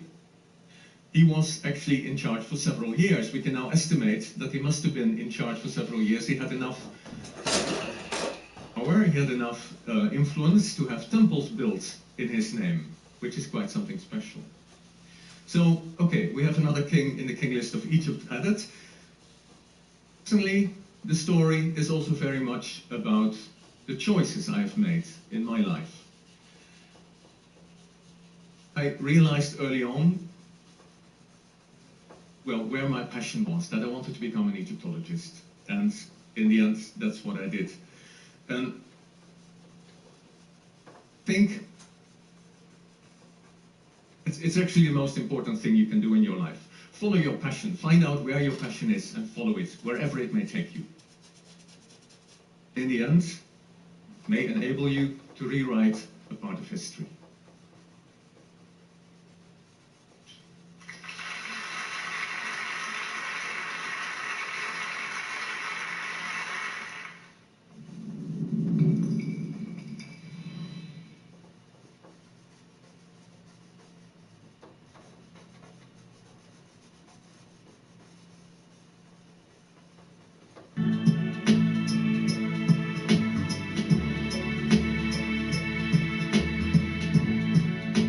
So about 11 years ago, I gave a talk in California at the TED conference. And it went really well. It was called 10 Ways the World Could End Tomorrow. But it also went viral at a time before things started going viral. And it wasn't in a good way. It ended up on thousands of nutty websites. These are the kind of websites for people who think Men in Black is a documentary.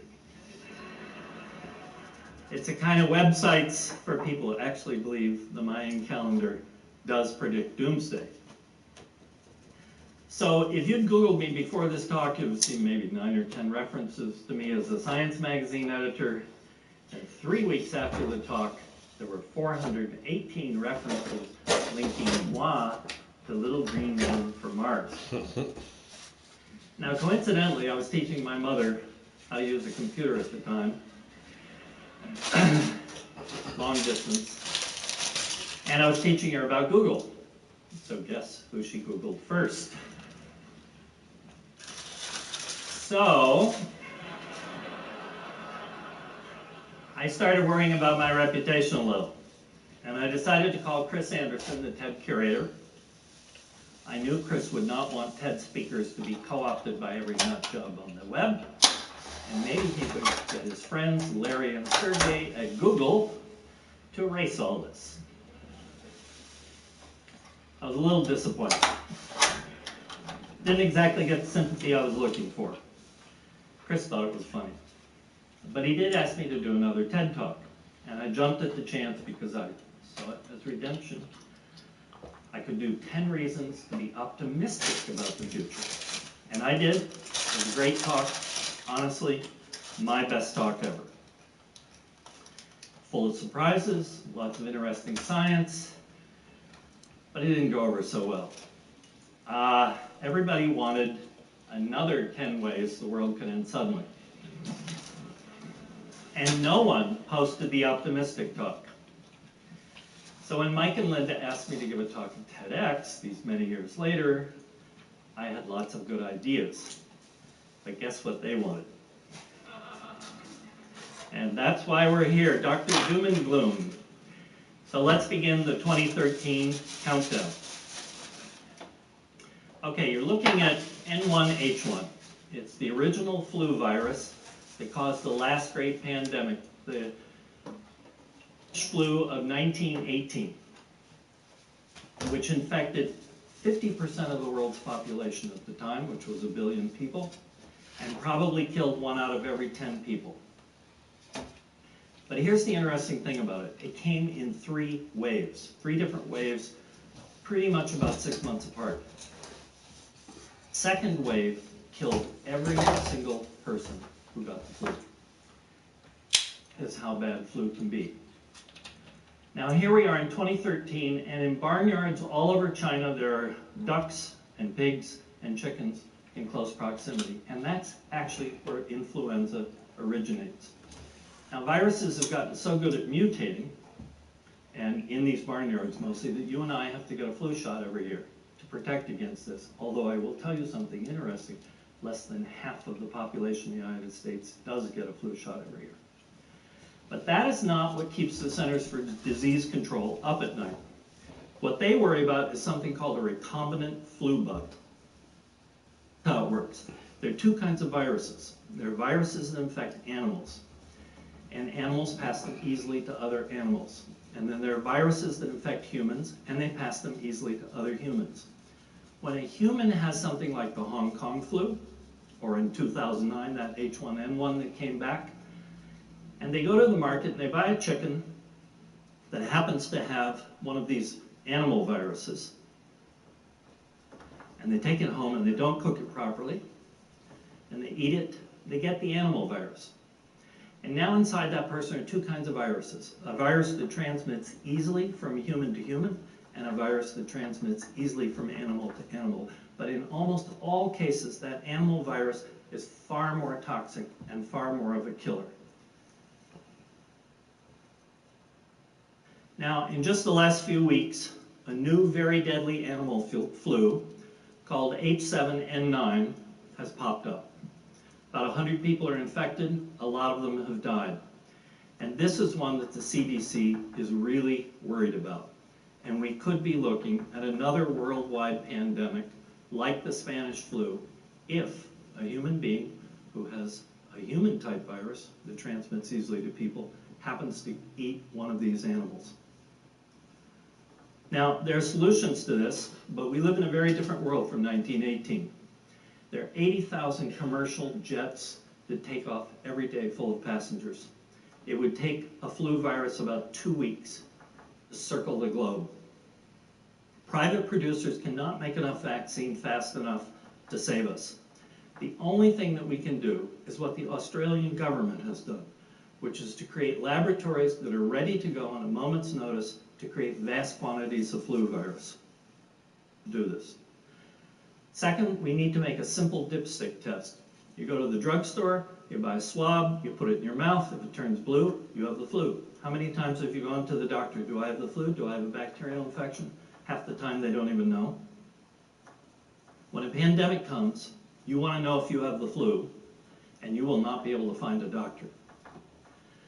Thirdly, we need to invest in a really good public health system. We've actually been firing about 50,000 public health workers in the last 3 years.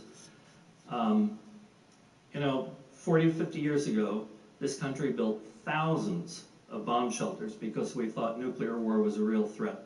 If we can do that, we can build a public health system that will take care of us in a pandemic. Number 7. Isn't that beautiful? That's a mass coronal ejection coming off the sun. It makes something called a solar flare look like kindergarten. It shoots uncountable numbers of atoms that have been broken apart into little particles and radiation out into space. Almost all of these blasts miss the Earth because the sun is like this huge yellow beach ball in space, and we're like this little tiny BB at the end of the auditorium. So no matter which direction the sun sends these out, it's very unusual for us to get a direct hit. However, it happened last August, and it happened a month ago, and you would not have been wanting to fly and been in an airplane at that time. In 1859, a coronal mass ejection took the brand new U.S. telegraph system and basically melted it. It started fires, it shocked the operators, and the wires disappeared. Most of the time, our magnetic field and our atmosphere protect us from coronal mass ejections. But a severe direct hit would take out the entire world's power grid at once. And all the lights in orbit, bringing us essentially into a 19th century existence. It would take 20 years to restore half the grid because we do not have backup. Try to imagine life without electricity. Almost all cities would become uninhabitable. We build skyscrapers 80 stories high and up and 2 stories underground. We need to create safety zones beneath our buildings. We should be building down 8 stories for every 80 stories up, and we should make that part of our building code. The state of New Jersey is rebuilding 20,000 bridges in the state because they know there will be a massive earthquake on the East Coast sooner or later. If we can do that, we can have different building codes for our buildings. We should also view transformers and wires as... Oh my fucking God. Hello?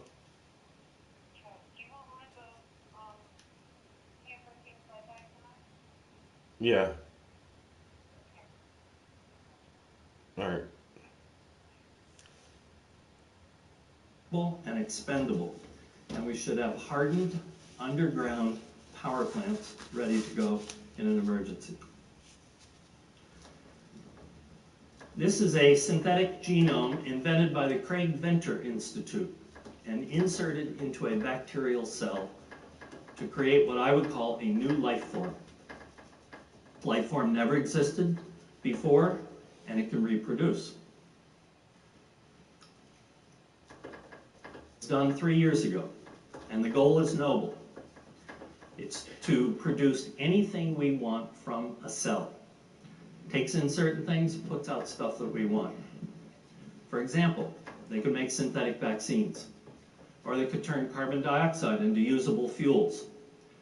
Now, what could be wrong with that? Our history is littered with examples of bad things that got out of secure labs and things that go amok when we try to tamper with Mother Nature. And here's a low-tech example. We brought kudzu here from Japan to control soil erosion. Didn't work out so well. And meanwhile, labs around the world are experimenting with biotech in ways you cannot imagine. You can create a perfect in vitro male baby with blonde hair and blue eyes, and you can make modified corn do anything you want.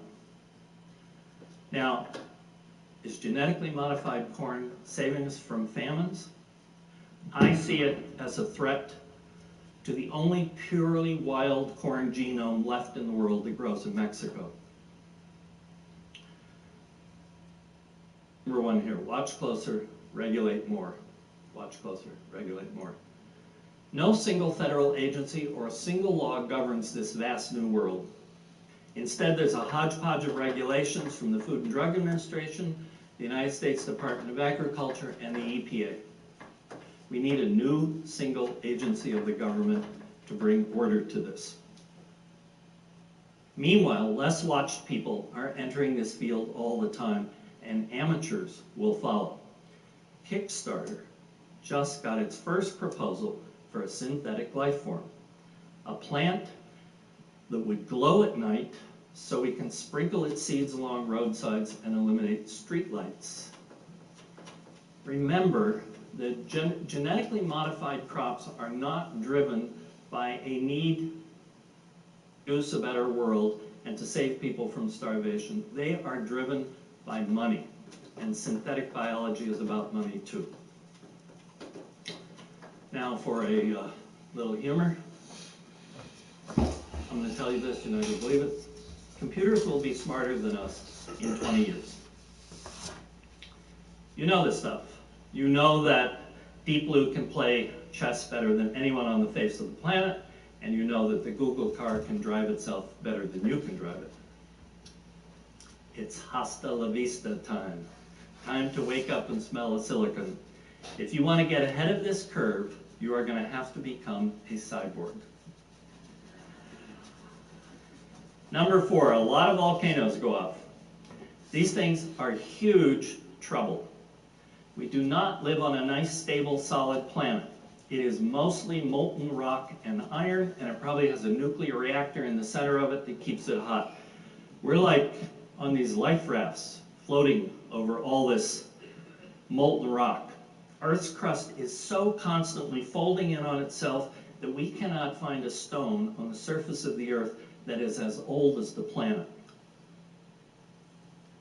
98% of all the species on Earth have gone extinct, and volcanoes are the biggest reason why. Of the 11 biggest extinctions, 4 were caused by volcanoes. A new study that links the late Triassic extinction of volcanic eruptions and outflows, or a new study links this amazing extinction of life, 95% of life on Earth, to volcanoes that essentially stretched, and all went off at the same time, essentially stretched from what was then, or what is now New Jersey, to what is now Morocco. In our past, Earth has opened up many times and flowed out for centuries. India is an outflow of volcanism. Volcanic activity fills the sky with soot and hot ash and buries every living thing and blocks the sun for so many summers. The plants on land and plankton in the sea die. And when they die, we die. Volcanoes can also produce so much carbon dioxide that they will massively warm the planet and create a runaway greenhouse effect, which is the opposite of what we often expect from them. In Holland, they grow most of their food in greenhouses with synthetic light, 24 hours a day. We can do that. When I was putting this talk together, I just had this weird idea. I went to Amazon and looked to see how much they were and how good they are. Gas masks are the cheapest insurance you can buy. They don't take up much space, and they get you through a lot of hard times. And finally, the ultimate solution to living on a planet like ours, which really is unstable and will not last forever, in 4.5 billion years the sun will take us in. Our species will eventually die if we do not colonize other planets in other solar systems. Number 3, a runaway greenhouse effect. I just spoke about that a little, or an ecosystem collapse. Okay, no surprise, we're heating up. In 1990, the mean atmospheric temperature of Earth was 14.5 degrees centigrade. In 23 years, we've gone up 3/4 of a degree. Never in the history of this planet, we know from ice cores, has carbon dioxide risen so fast. When we get to 16.5 degrees, that's 1.25 degrees from where we are, we will lose control of our climate. Or, let me put it a different way, it will become extremely unpredictable.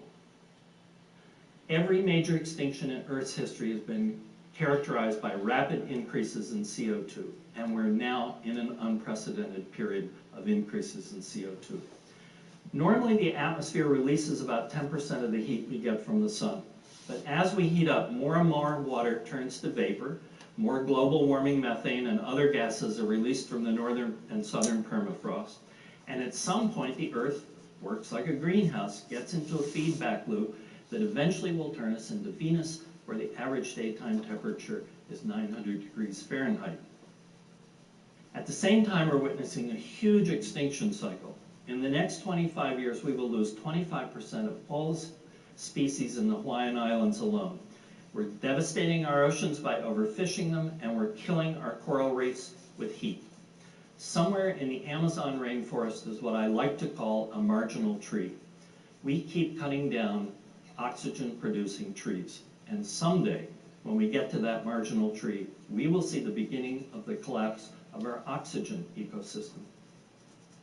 We are still asleep at the wheel. Global warming is an emergency. It's almost incomprehensible how much CO2 we have to stop putting in the air in the next 10 years to stop this process. We need to prioritize the animals and the amount of nature that we're trying to save. We can't save it all. We need to save the species that help us the most.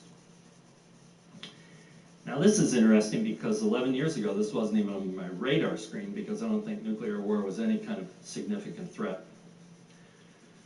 There's a good reason every major nation in the world wants to keep Iran from getting the bomb. But there's a larger reason that's really out of our control. Both India and Pakistan have more than 100 nuclear weapons each. Far more than enough to create a nuclear winter which will kill us all.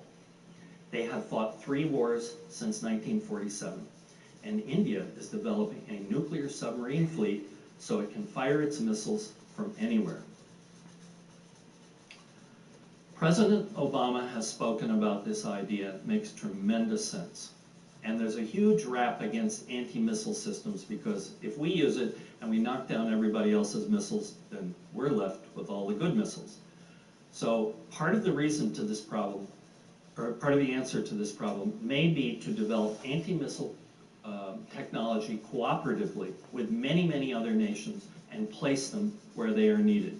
You have to fire an anti-missile 30 seconds after a missile with a warhead on it is fired so that it catches it before it's on the downward curve in space. Number 1, we crossed paths with a really big asteroid. This is my favorite. Now there's a possibility I've been wrong about some of these things. The possibility some of these things won't happen. In the best sense of journalism, that's my disclaimer. But I am not wrong about this, and this is what keeps me up at night. This is my passion. Right now, somewhere in space, maybe in the asteroid belt between Mars and Jupiter, or farther out in the Kuiper belt of large objects that exist beyond Neptune, there's a missile with our name on it. It could break out of its orbit tomorrow, or not for 100,000 years, but its fate is sealed. It will hit Earth. It has happened before many times. Get a telescope and look at the moon. It is covered with asteroid hits, and you'll see that in the video in a second.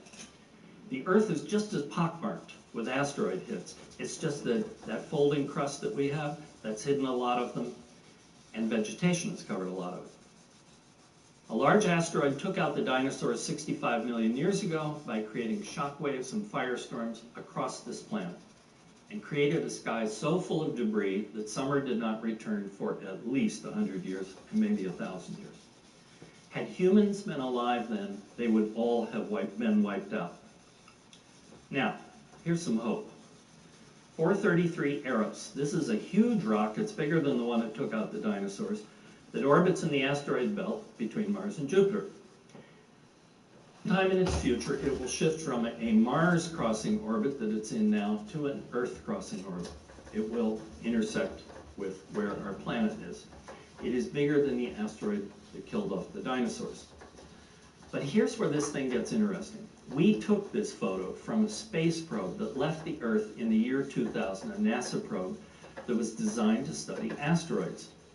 And this spaceship settled into orbit around the asteroid. You can put a baseball in orbit around me if you're in space. There's enough gravity. Now, when the mission ended, there was a little leftover fuel, there was a little leftover electricity, and the mission controllers, which wasn't part of the mission, they landed the spacecraft on Eros successfully. And since then, we have intercepted 3 comets in deep space that move at 20 miles per second. Stop and think about the implications of those missions. For the first time in human history, we have the ability to fly into an incoming asteroid and change its orbit, but only if we know it's there and only if we have a rocket ready to go. Most asteroids are found by amateurs, late to do anything. NASA is looking for bad guys in the asteroid belt, and there are about 20,000 of them out there. But they can't look in the Kuiper belt, it's too far away, and it has 100,000 objects in it 10 times bigger than the asteroid that took out the dinosaurs. In only 20 years, we have developed the technology to change our fate. We can intercept an asteroid and we can take it out of play. One day, you or your children or their children's children will wake up and this news will be real. The headline on the front page of the New York Times, killer asteroid found on collision course with Earth. What happens after that, if we're not prepared, is really beyond horror. Most humans will not die from the impact. Most will die of starvation. And the price of insurance to protect us from this is what we spend on one B-2 bomber. The problem is stupidly obvious. A physicist said almost 100 years ago, there are two kinds of civilizations. Those who can protect themselves from an asteroid impact and those who can't. We're the former. What are we waiting for? Thank you.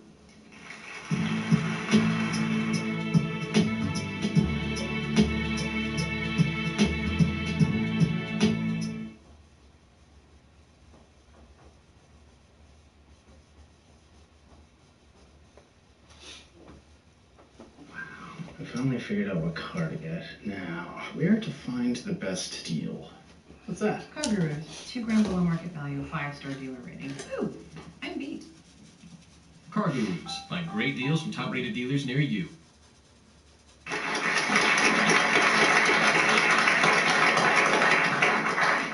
Thanks very much. I'm going to ask a sort of interesting question, I think, which is where are all the aliens? I am a scientist. I'm not crazy, but I actually think maybe there are aliens around. I want to sort of convince you that this is a worthwhile scientific question to ask. But I think, first of all, we need to appreciate how big space is. I think the best answer that I ever heard was in The Hitchhiker's Guide to the Galaxy, Douglas Adams, that space was big, very big, extremely big. We really don't know how big it is, but let's get a little chance to understand that. This is the sun, even occasionally spotted from here in Manchester. But the sun is about 150 million kilometres away, which is a bit hard to imagine. The Earth is about 12,000 kilometres across, so 150 million kilometres is a large distance. One of the things we tend to do is we think about how long would it take to get to somewhere if we travelled at a certain speed. So in this case, the fastest we can travel is the speed of light. So that's about 300,000 kilometres every second. And at that speed, you would get to the sun in about 8 minutes. So in fact, when you look at the sun, that light has taken 8 minutes to reach you, which is, the sort of length of time you're in here listening to part of one of these talks, so not too long. But space is obviously bigger than that.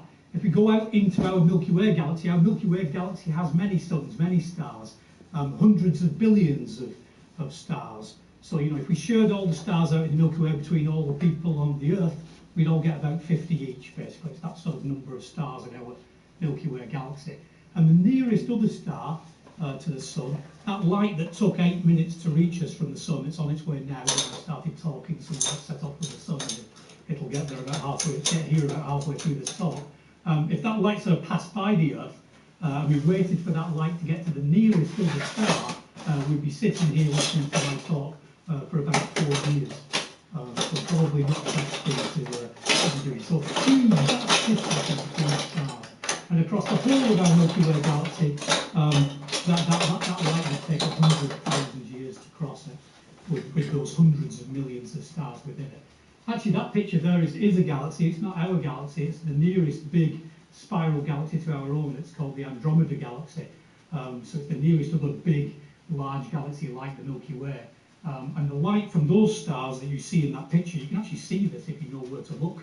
You can actually see the centre of this galaxy just with an unaided eye. You don't even need a telescope, a little fuzzy blob. That light that you can see from the centre of that galaxy takes 2.5 million years to reach us. So you see back in time 2.5 million years when you look at a galaxy like this. So space is big, and this is just the nearest other galaxy. What about, if we're talking about life, and we're asking the question about where are the aliens, we need to probably ask where are the planets. We only know of one example of life so far, life here on this planets. So we know there are many stars, we can see them shining in the night sky, but it's very hard to see the planets. So do these hundreds of millions of stars have planets orbiting them? They do, and we're living in a very special time at the moment, actually, where 20 years or so ago, we found the first planet orbiting another star like the Sun. And I looked up what the number was yesterday, and the number now is 1,642 confirmed planets orbiting other stars. So that's just the ones we found. By extrapolating that to all the stars in our Milky Way, we know there are billions and billions of planets in our Milky Way. Virtually every star we see in the night sky will be orbited by planets. Of course, you can ask the question, do those planets have life on them? And one of the key things there is whether they're too close to their star, would it be too hot? So, for example, liquid water is something we think is key to life here on Earth, the only example of life we have. So, if you were too close to your sun, it'd be too hot. That water would evaporate. If you were too far from your star, from your sun, then you would actually find that water would freeze, and so you wouldn't have the liquid water, which we think would be essential for all the sort of biochemistry to go on that keeps us, that allows us to be alive, to allow us to have life on Earth. Again, looking at what we found in our Milky Way alone with these, 1,500 confirmed planets so far, we know there must be billions of so-called habitable planets just in our Milky Way galaxy, not in the Andromeda galaxy, the one I just showed you, this other galaxy, and not in the 100 billion other galaxies that we can see in the observable universe. Just in our own, there must be billions of habitable planets, potentially habitable planets. In other words, ones that are not too close to their star, not too hot, not too far away, not too cold, so they've got liquid water. Now, have aliens visited Earth? Who thinks aliens have visited the Earth? Well, nobody's doing, put their hands up. Okay, there's quite a lot of people around the planet who do believe aliens visit the Earth and visit the Earth all the time, and indeed claim to have met them. But I don't think there's actually much good evidence for that. But it's sort of an interesting question, might they have done? We've only been around for modern humans have not been around for that long at all in terms of the history of the planet, just a few 100,000 years. So might aliens have visited the Earth at some point? Well, here's an interesting sort of thing to think about, and it's something we might do in the future, which is to send out a fleet of what are called von Neumann probes. They're space probes that you send off, and they go out to search around other stars to see what they can find around other stars. We just discussed the fact that these stars are very far away. Even light takes 4 years to reach just the nearest other star. And we can't make things travel at the speed of light. The fastest spacecraft travel at something like 60,000 kilometers an hour, or that sort of speed, a small fraction of the speed of light. So imagine sending out one of these space probes. It's traveling at, that's a fraction of the speed of light. That's the sort of speed we can send things out at the moment. It would take it, maybe 50,000, 100,000 years to reach the nearest other star. But when it gets there, what it does is it self-replicates. So it gets there, and maybe along the way it gathers material. It gathers material from the stuff between the stars. Maybe when it gets to a planet around one of those stars, it gathers more material, and it builds a copy of itself. And then actually those spacecraft set off again, and they head off in different directions, and they go to the next of the stars. And when they get there, if those self-replicates and sends off again, this is not, sounds a bit like science fiction, but in fact it's possible to imagine that we would be able to do this in the not too distant future. And again, if you work out how long this takes, you can calculate how long this process would take. You could actually explore the whole galaxy in less than 100 million. Oh, yeah. Which is kind of expensive, bro. To an astronomer, that sounds quite quick. Because the Earth is about 5 billion years old, 4.5 billion years old, 4,500 million years. This was less than 100 million years. And you can... All right, guys. 2.5 hours. Damn. Don't even seem that long. I got one thing I really need to do today. So I have this house is run on gas furnace. And I have a gas dryer for our clothes, normal washer and a gas dryer. But there isn't a gas line hookup to connect my dryer. So I'm gonna have to call a plumber tomorrow and get someone to come tap on to the main existing gas line and run a hose so I can hook up my dryer and so I can wash and dry my clothes. And so currently I don't have a dryer in the house, so I gotta go to the laundromat. Haven't done this in some fucking years, but yeah, I gotta go fucking wash clothes today. Damn it. I hate doing this shit. Leaving the house to wash your clothes, it's the worst sometimes, and especially when it's cold. Summertime, I couldn't care less, but man, it's cold outside.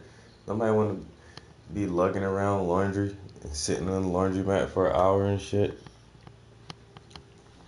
It's still kind of hard to see with the glare, but you can see that all the smoke except this area is starting to lighten up. It's starting to get those big puffs of smoke to look bellowy.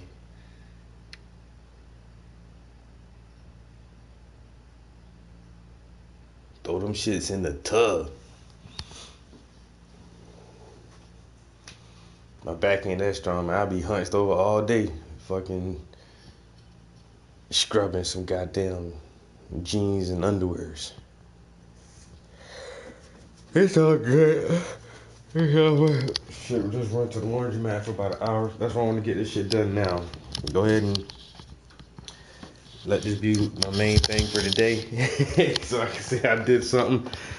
And after I wash clothes, I'm smoking, playing video games. I done paint. I got the studio good enough where I can paint. Oh man, I done paint for about an hour. Feeling good, feeling good. Now I'm about to go wash some clothes. And after that, I got some towel work to do tomorrow. So instead of replacing the tubs in the house, I just painted over them. One tub was white already. The tub on the second floor, the tub was already white, but it was like really scratched up and damaged, and it was just real bad. So I sanded the whole fucking thing and got some tub and towel paint, and it looks brand new. And the tub downstairs was pink, like that old, and it had a pink sink in the bathroom too. It was like, what the fuck? So I ripped the sink out, and I just finished painting the tub yesterday. I did that yesterday morning. So it dried all day yesterday. I'm gonna let it dry all day today. And tomorrow, I'm gonna go in that bathroom and tile the tub, all the shower walls, and even the ceiling in the shower. So that'll be my main project for tomorrow. After I get that bathroom squared away, I'm done for a while, yo, for a few months. I don't really plan on doing shit else to this house for a minute. Like I said, I get a plumber in here, or the gas company or somebody to run me that gas line so I can hook my dryer up and finish that bathroom, put that towel on the walls in there. And there's one little thing, like I need to go to Home Depot and get the little slider rack. The kitchen is a little bit smaller than my old kitchen, so there's not a really convenient place to put a trash can. So I'm gonna just get the under cabinet little trash can that you like install the little slide rack.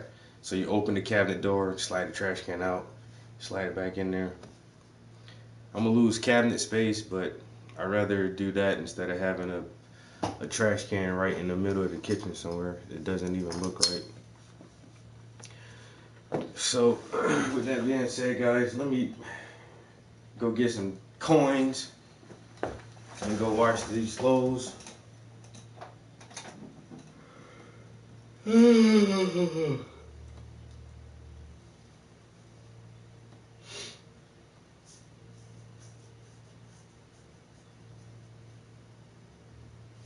Other Skull series, that's be what's up, yo. Goddamn, Yeah, I turned on I was on Red Dead yesterday, man, and couldn't find you online, yo. Like, jumped into a couple lobbies and just kind of sat there doing nothing, hoping somebody would pick me up, but I don't know. I might hop on that shit when I get back from the laundromat.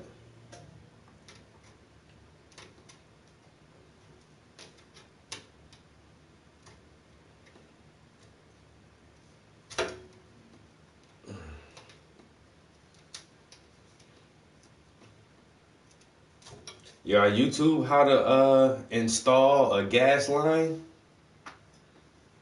That shit look easy. But I think I let the professionals play around with that gas and shit, bro. I ain't even gonna lie. I got homeowners insurance, but that shit won't do me no good if I'm dead.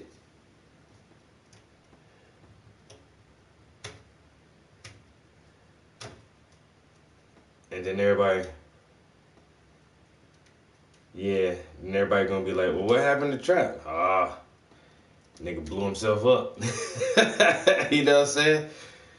Once again, you can't get into heaven with that shit. They ain't gonna let you into the pearly gates.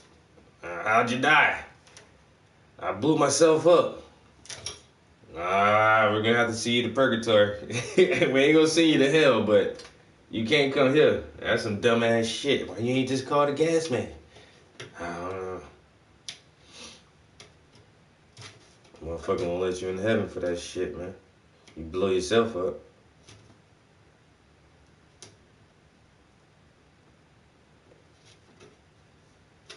He blew himself up. But did he meant to? Nah. I thought motherfucker trying to commit suicide or something. No, man. Motherfucker trying to hook up a dryer. Killed himself. Yeah, I'd rather not fuck with that shit. Everything is closed on the weekend, so tomorrow morning, I'm calling the plumber like, yo, I'm not gonna be washing clothes at no laundromat for the fucking rest of the month. Whoever can do it first, yo, come in here and install that shit, man, so I can hook my fucking dryer up. And I'm thinking about washing the clothes here and then taking them to the laundromat and drying them, but who want to carry around with heavy ass fucking clothes, man? Heavy ass wet clothes. I might do that though, just so I can stay at the house longer. Just throw them in the washing machine and let them wash here, and then go there and just use the dryer. I might do that. And I say they'll be a little bit wetter. I mean, a little bit heavier carrying them when they're wet, but shit, I'm just carrying them from the car to the dryer. Alright guys, let me yeah, you know what? That'll give me some time to play video games then. You know what I'm saying? Let me go wash these clothes here. Appreciate everybody chilling in the studio. The studio is up and active. We are in effect. We are currently trying to finish up the second installment to the Smoking Skull series. I gotta get some blinds and everything and block out some more of this, not blinds, but curtains. Block out some more of that light. As a matter of fact, let me try to do that real quick, guys. Hold on.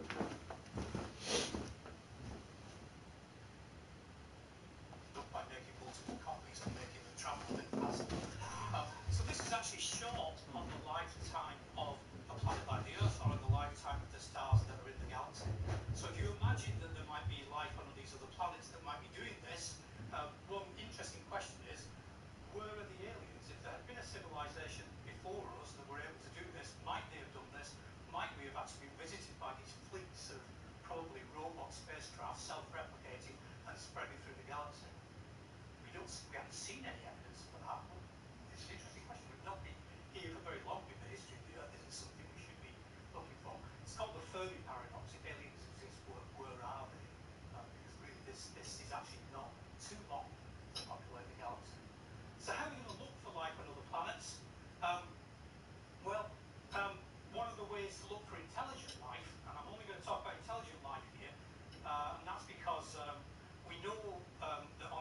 life on Earth, most of that time, life was bacterial life, so it's basically microbes for billions of years before it evolved into anything complicated like plants or animals or even intelligent life like us.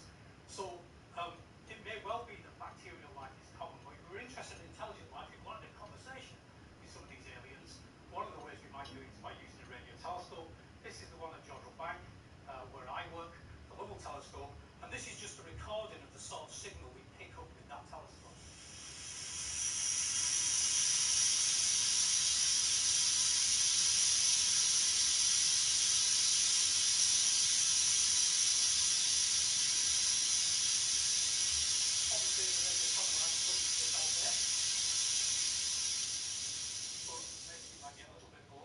Sounds like hiss, it's just noise. That's actually a radio wave. In that case, it was radio waves that came from a star that exploded in about the year 1670 as it happened. But you know, you can't really hear much, it just sounds like noise. If you were expecting to pick up a signal from aliens, you'd probably expect something a bit more complicated in that signal than just that.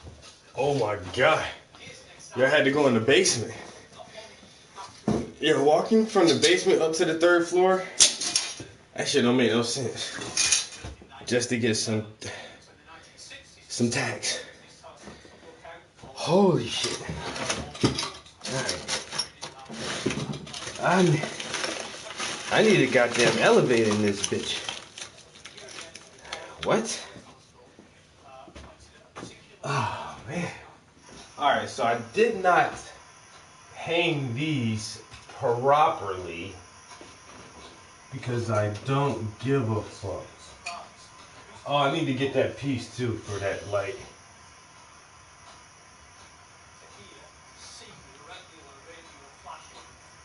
So since I don't really care about how these windows are going to be set up, let me just try this.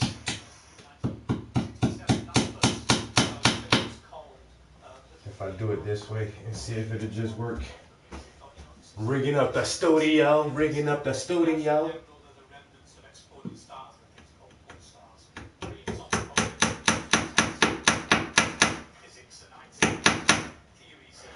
Alright. Just rigging up a way to keep the curtain up there. I say this is not a professional job here, guys. I'm not a professional curtain installer. I say those blinds aren't even secure. They're just kind of sitting up there.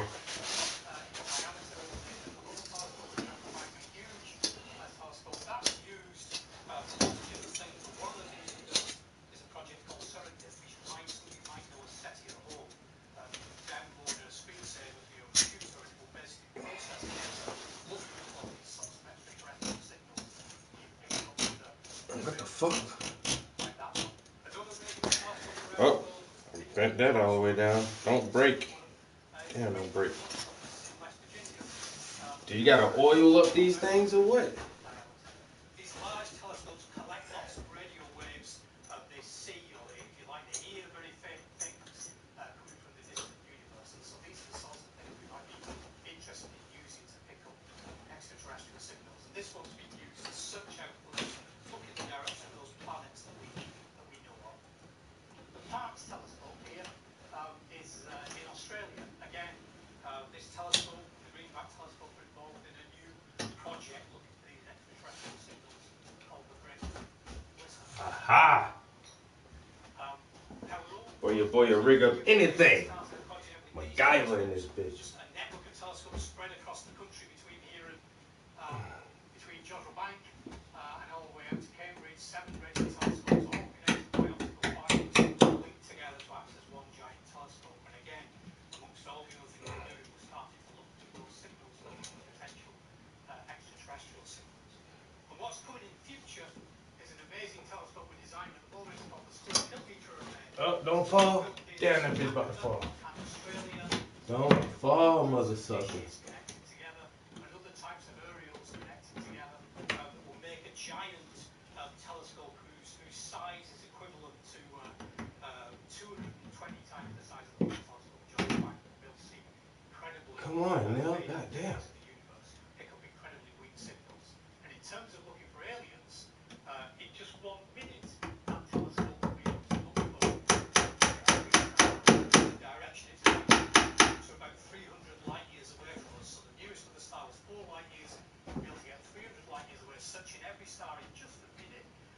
sorts of strong signals.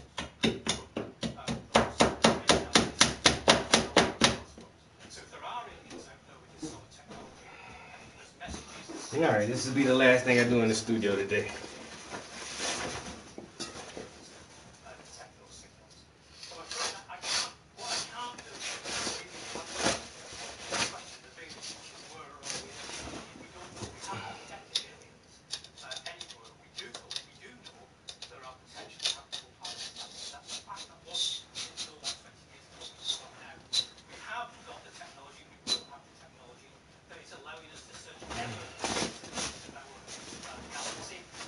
These little things don't want to slide together though.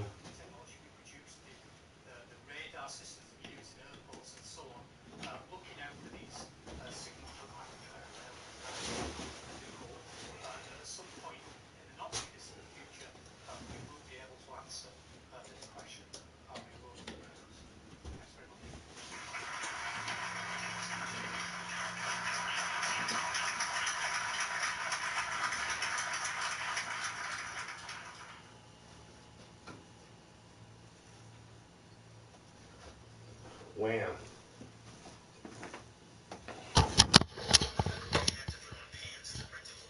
Curtains. It's a little bit more glare is blocked out.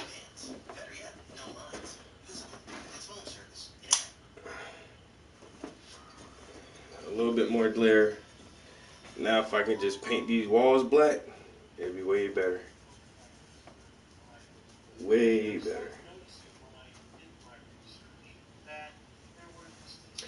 Alright guys, this is the end for real. Roll call. I'm gonna go ahead and get out of here. It's been a throughout the couple weeks I've been moving, it has been a while since we've done laundry. I have to get laundry done today. So appreciate everybody stopping by, chilling with me, man. Like I said, everything is basically back to normal.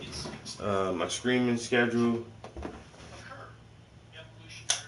Let me turn this back on. My streaming schedule is gonna be basically back to normal. I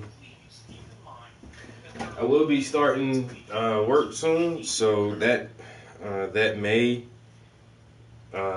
change my paint hours a little bit. I'm not really sure, but we'll see how that goes. But yeah, we back at it. You know what I'm saying? Art and education, Trap House Entertainment. Appreciate everybody coming through, stopping in, chilling with me, watching the progress on these portraits. And I'll get with you guys next time. Peace.